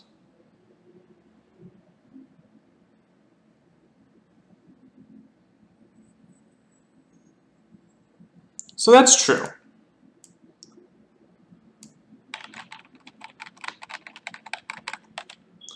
Now, the tricky thing about this one is, oops, where'd he go?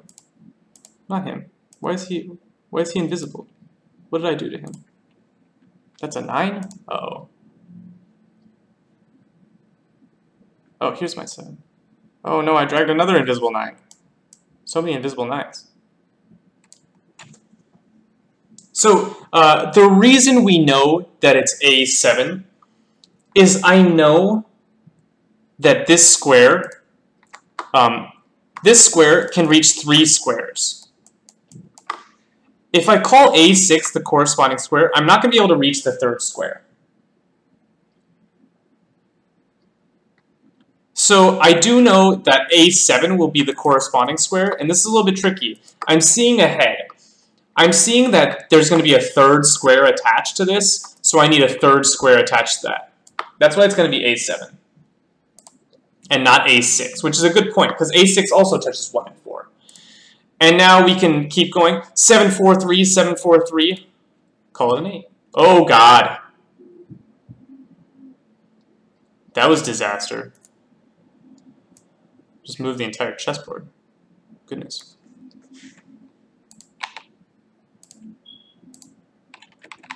Yeah, let's scoot you over. Stop. I just want to grab the number. There we go. So there's the 8. Where's my other 8? There he is. And here's the 8. Beautiful. Okay, 7, 4, 8. 7, 4, 8. I can do that, yeah. C2, B8. And now I'm doing B2 and A8. I've got those. Oh, look at that. Perfect timing, or perfect placement.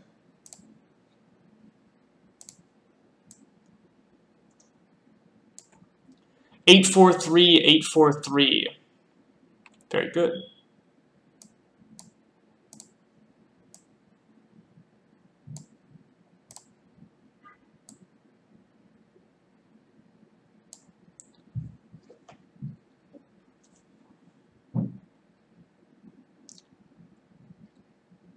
Now,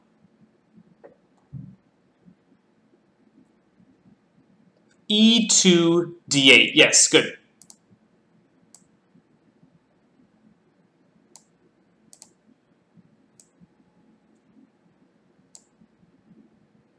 Now, this is an interesting one. Yeah, F2, E8. I can keep building this way.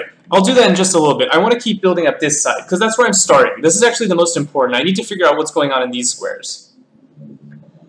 9, 8, 10.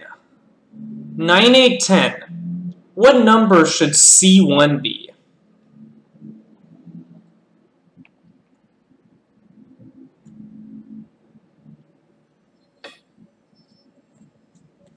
It's a 4. Very good. I'm going to bring another 4 here. That's a 4. 9, 8, 10. It's got to be a 4. And then 4, 8, 9. 4, 8, 9. What number should B1 be?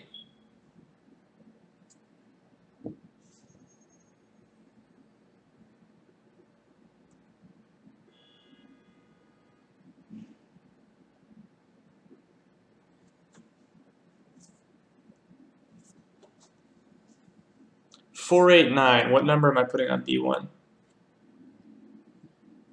It's a 7. Very good.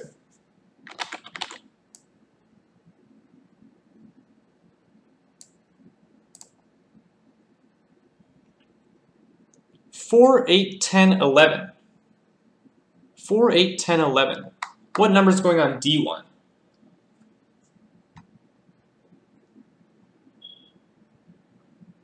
D1's going to be a 3, and E1's going to be a 5. Very good. Oops. Not what I meant. Whatever. And let's get these squares over here. This one's interesting. Just copying the third rank? It is. It sort of is. 7, 9, 7. Okay. What numbers can move to 7 and 9?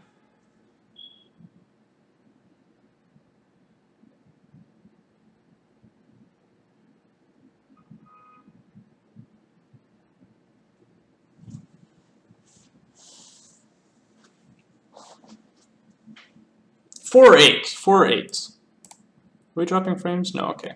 So I know that A2 and A3 are going to be some combination of 4 and 8. But I'm not sure exactly how that's going to work. I don't see exactly how to sort that out. So I'm going to leave those B, because I'm not sure exactly how to land those correspondences.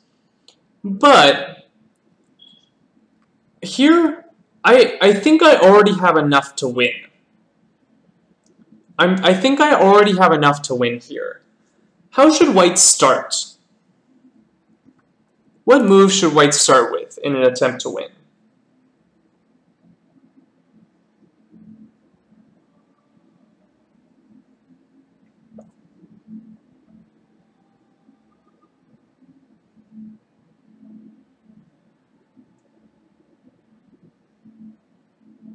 King B1.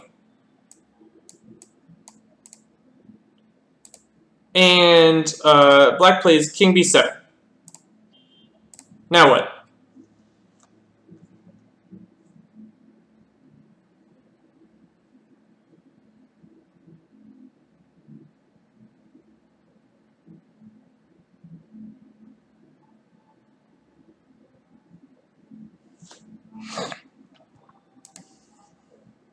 King C1. Good. And white goes King C7. Now what?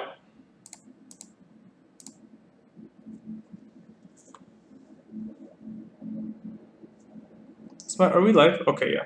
Just making sure. My internet's being a little wonky.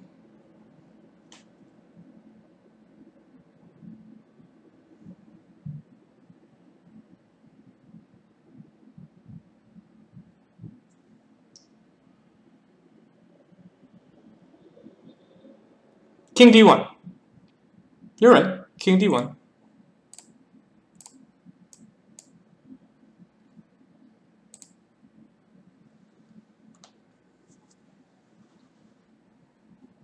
Now, here's where it gets tricky. King D8.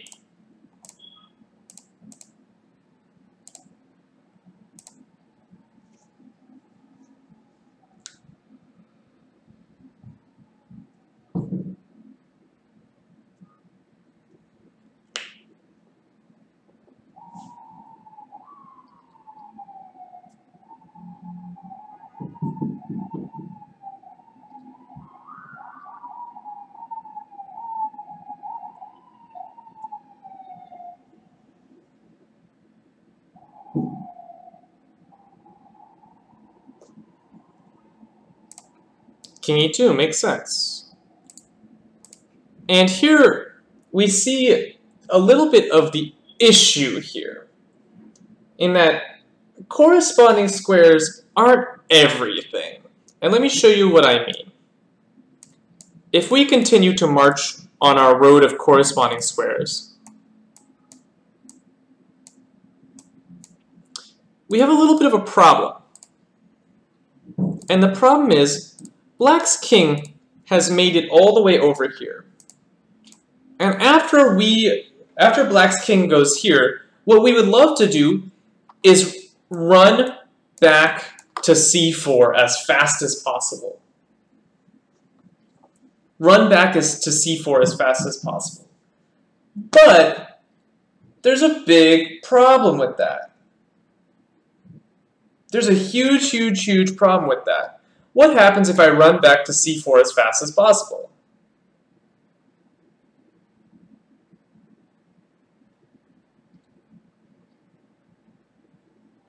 Black enters. Uh-oh. So we cannot win this by running to the queen side, threatening to enter on the queen side, and then running back to the king side. What we have to do is we have to threaten to enter... Oops. No! We have to threaten to enter on the king side, and then run and enter on the queen side.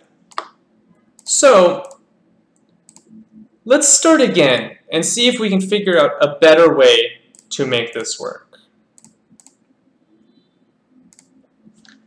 King b1 is good. After king b7, what should we play?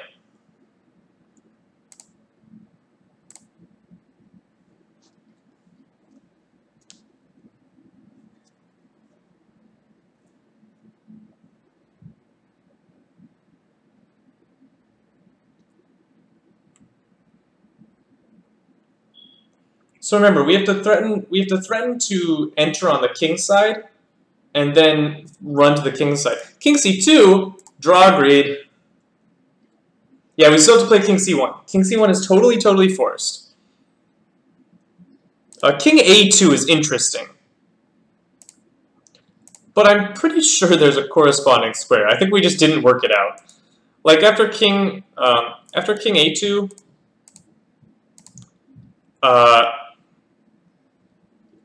God, maybe I can step on 8 and claim I'm gonna live after king a2, because you sort of have to go to 7 or 9.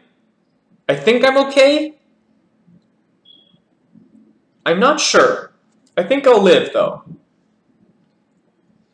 So king c1 is forced. King c7. Now what?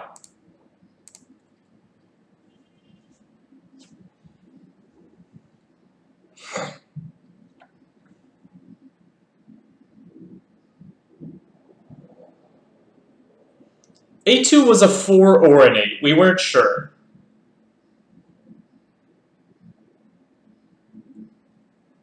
Now king b2.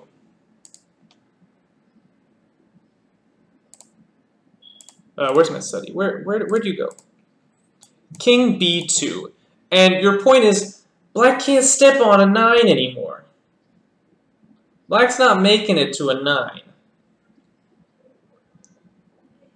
Now,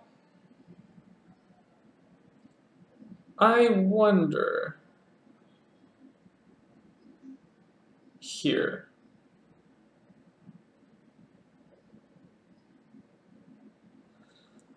What happens here if black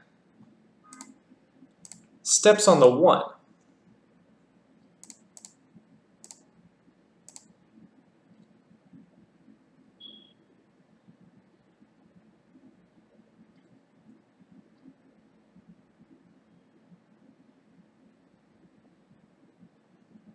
Oh yeah, Yago, there it is. Because I know this isn't the right move, king b2, and I think Yago is the correct point. Black steps back to 8, and you actually wait. Are we repeating? We're not repeating. No, we would just go to 8. So this should not draw, or this should not win. I'm pretty sure it's not correct, but I have to figure out why, because it looks good.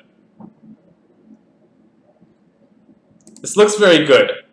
So I'm going to try and come up with a reason why this isn't winning.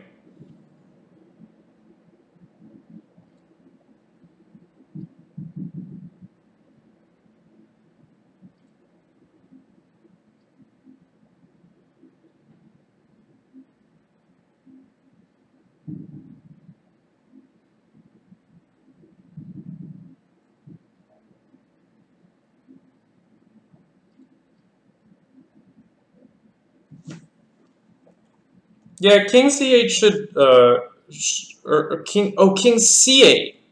Yeah, that's it. That's the point. Black has a 10 here.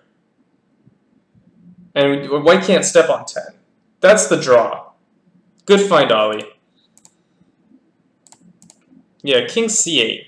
And we can't step on a 10. In fact, we'd have to step on a 7. And then white would step on 3 and be okay.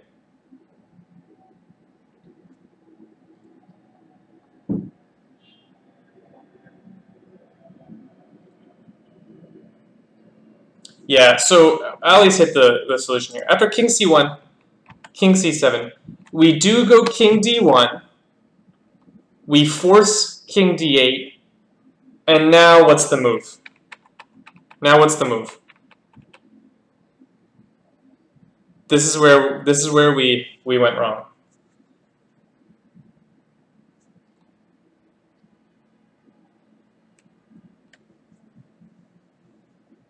Now we go king c2. And here black has problems. Huge, huge, huge problems. There's a lot of things you can try, but they're not going to work. Say black goes king c8. What do we do?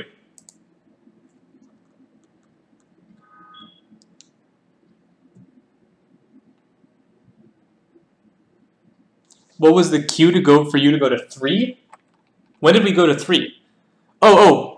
After king c7, we went king d1. We matched one more time. We drew black onto the d file, and now we're doing a double back.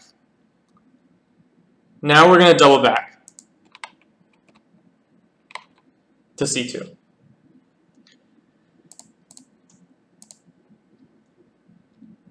King b3 is not going to win. After king c8, king b3, I'll go here. Here, I think I can do something that's clarifying.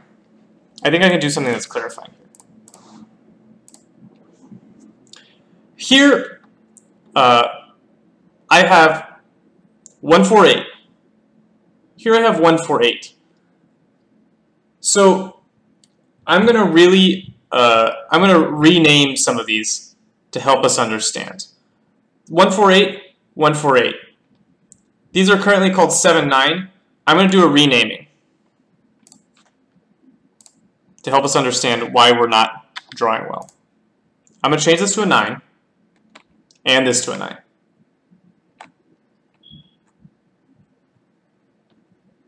I'm going to change this to a 7 and this to a 7.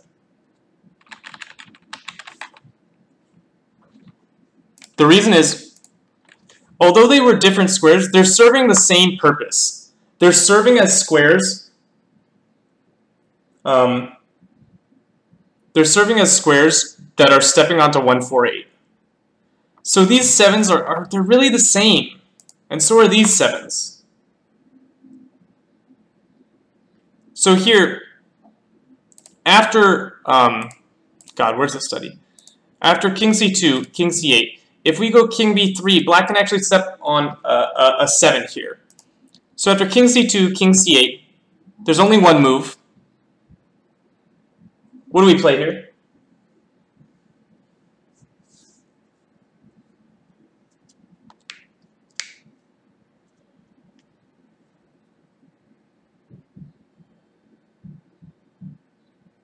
King d2. We keep threatening to break away. If black doesn't respect us, we're going to break away.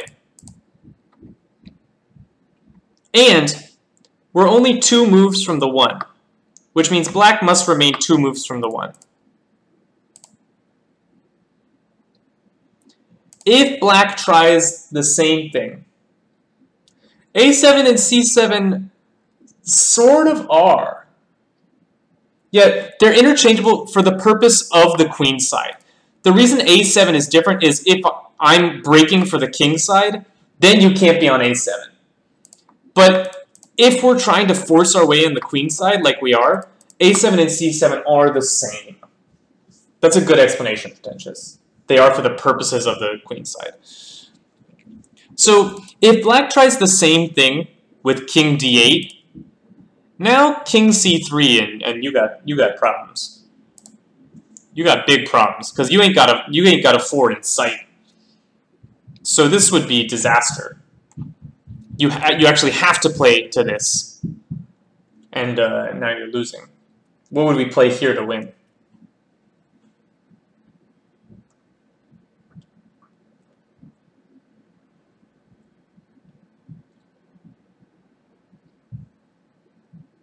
Yeah, flying. That's true. So they're not identical, but we were having trouble understanding why we weren't making progress on the queen side, and I think this helped clarify. Yeah, king d3, and black has real problems. I have two threats. If you play, say, king b7, what do I play on king b7?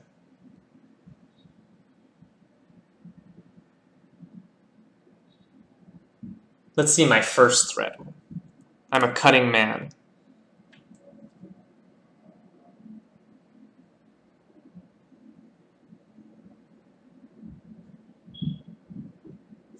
Why am I getting so many ads? Run for it. That's right. Black went too far. Black went too far. And I'm like, bye. See ya. You went too far.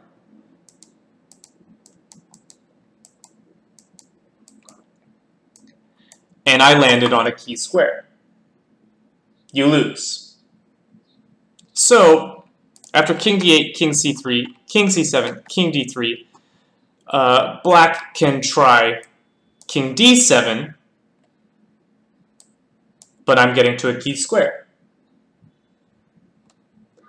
Or black can try king b6. What do we play here after king b6?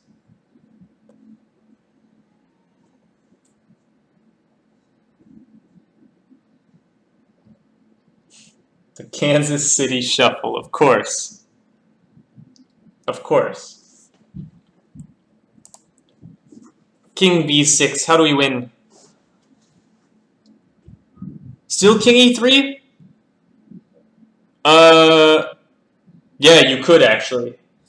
That wasn't even what I was thinking, but that totally wins. I was going to go here, and then after king a6, but it's all the same.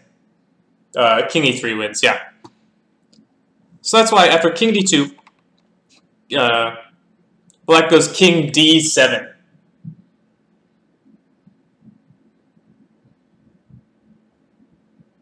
With white king on d3, couldn't black try king c8? No, and the reason is, that's a good question. I'm on d3. If you go king c8, you've got a problem. And that is you're 2 squares away from the 1. I'm getting to b5. And yeah, you lose. This would be losing. So that's why after king d2, black tries king d7. This is the critical line. What do we play? How do we win? Finish him off. Chip, chop, chop.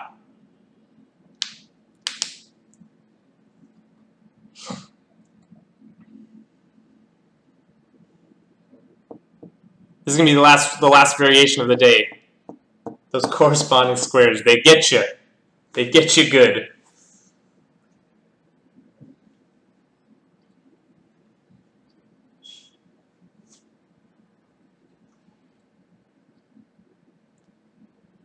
King c3.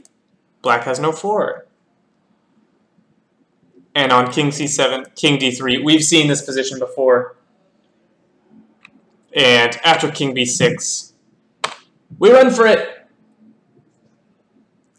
King too fast. So yeah, the thing we were abusing here is we want to dance on the queen side because black can never enter on the queen side. If we dance on the king side, all of a sudden when we break for it, black is breaking for it. When we break for it, black comes in. So we got to dance on the queen side so that we don't let black in on the king side. How do you see this in your head? I don't know. I don't. I did it with numbers. Like, I get it. I don't know if I could do it in an over-the-board game. I don't even know if I would think to do it. Really, I think the way to recognize that you should even look for corresponding squares is if there's if there's an entry point on both sides of the boards. When there's an entry point on both sides of the board, then you have to start thinking about corresponding squares, because you're sort of going to be running back and forth from one side to the other. And that's when corresponding squares become really, really important. And that's when you would look for them. Anyway, that was the last study I had for us today. And besides that, I actually have to go to work in just a second. Very sad, I know. No, I'm teaching this lovely young woman maths, so that'll be fun. Endgames are pretty bad on here. On where? On Lichess? Yeah, everyone's bad at endgames.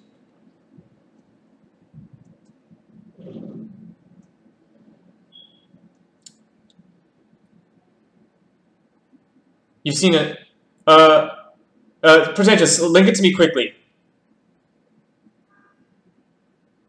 Yeah, I agree. I mean, I play mostly over the board, but even in over the board play, there are like I've beaten like, you know, 1800, 1900 players who lost sort of like simple endgames. So yeah, you can always work on your endgames. The endgame is a part of the game. You'll slack me? Okay. I'll try and get to it. You're gonna go win some endgames with corresponding squares. I don't know how often these show up in real games, to be quite honest. And I don't know how often you get this structure in a game. Because that's quite a structure. That's quite a pawn structure. But anyway, thanks everyone for watching, and thank you for those who participated in chat. I do love some chat participation, and hopefully I will see you guys this weekend. I'm streaming twice this weekend. Once at 2 p.m. Eastern tomorrow, and at 1 p.m. Eastern on Sunday. We're going to be doing we're going to be covering some of the 4545 League, of course. So hopefully you will join me for some 4545 League coverage on Saturday and Sunday. Yeah, that's all for today. Thank you for watching, and enjoy your weekends.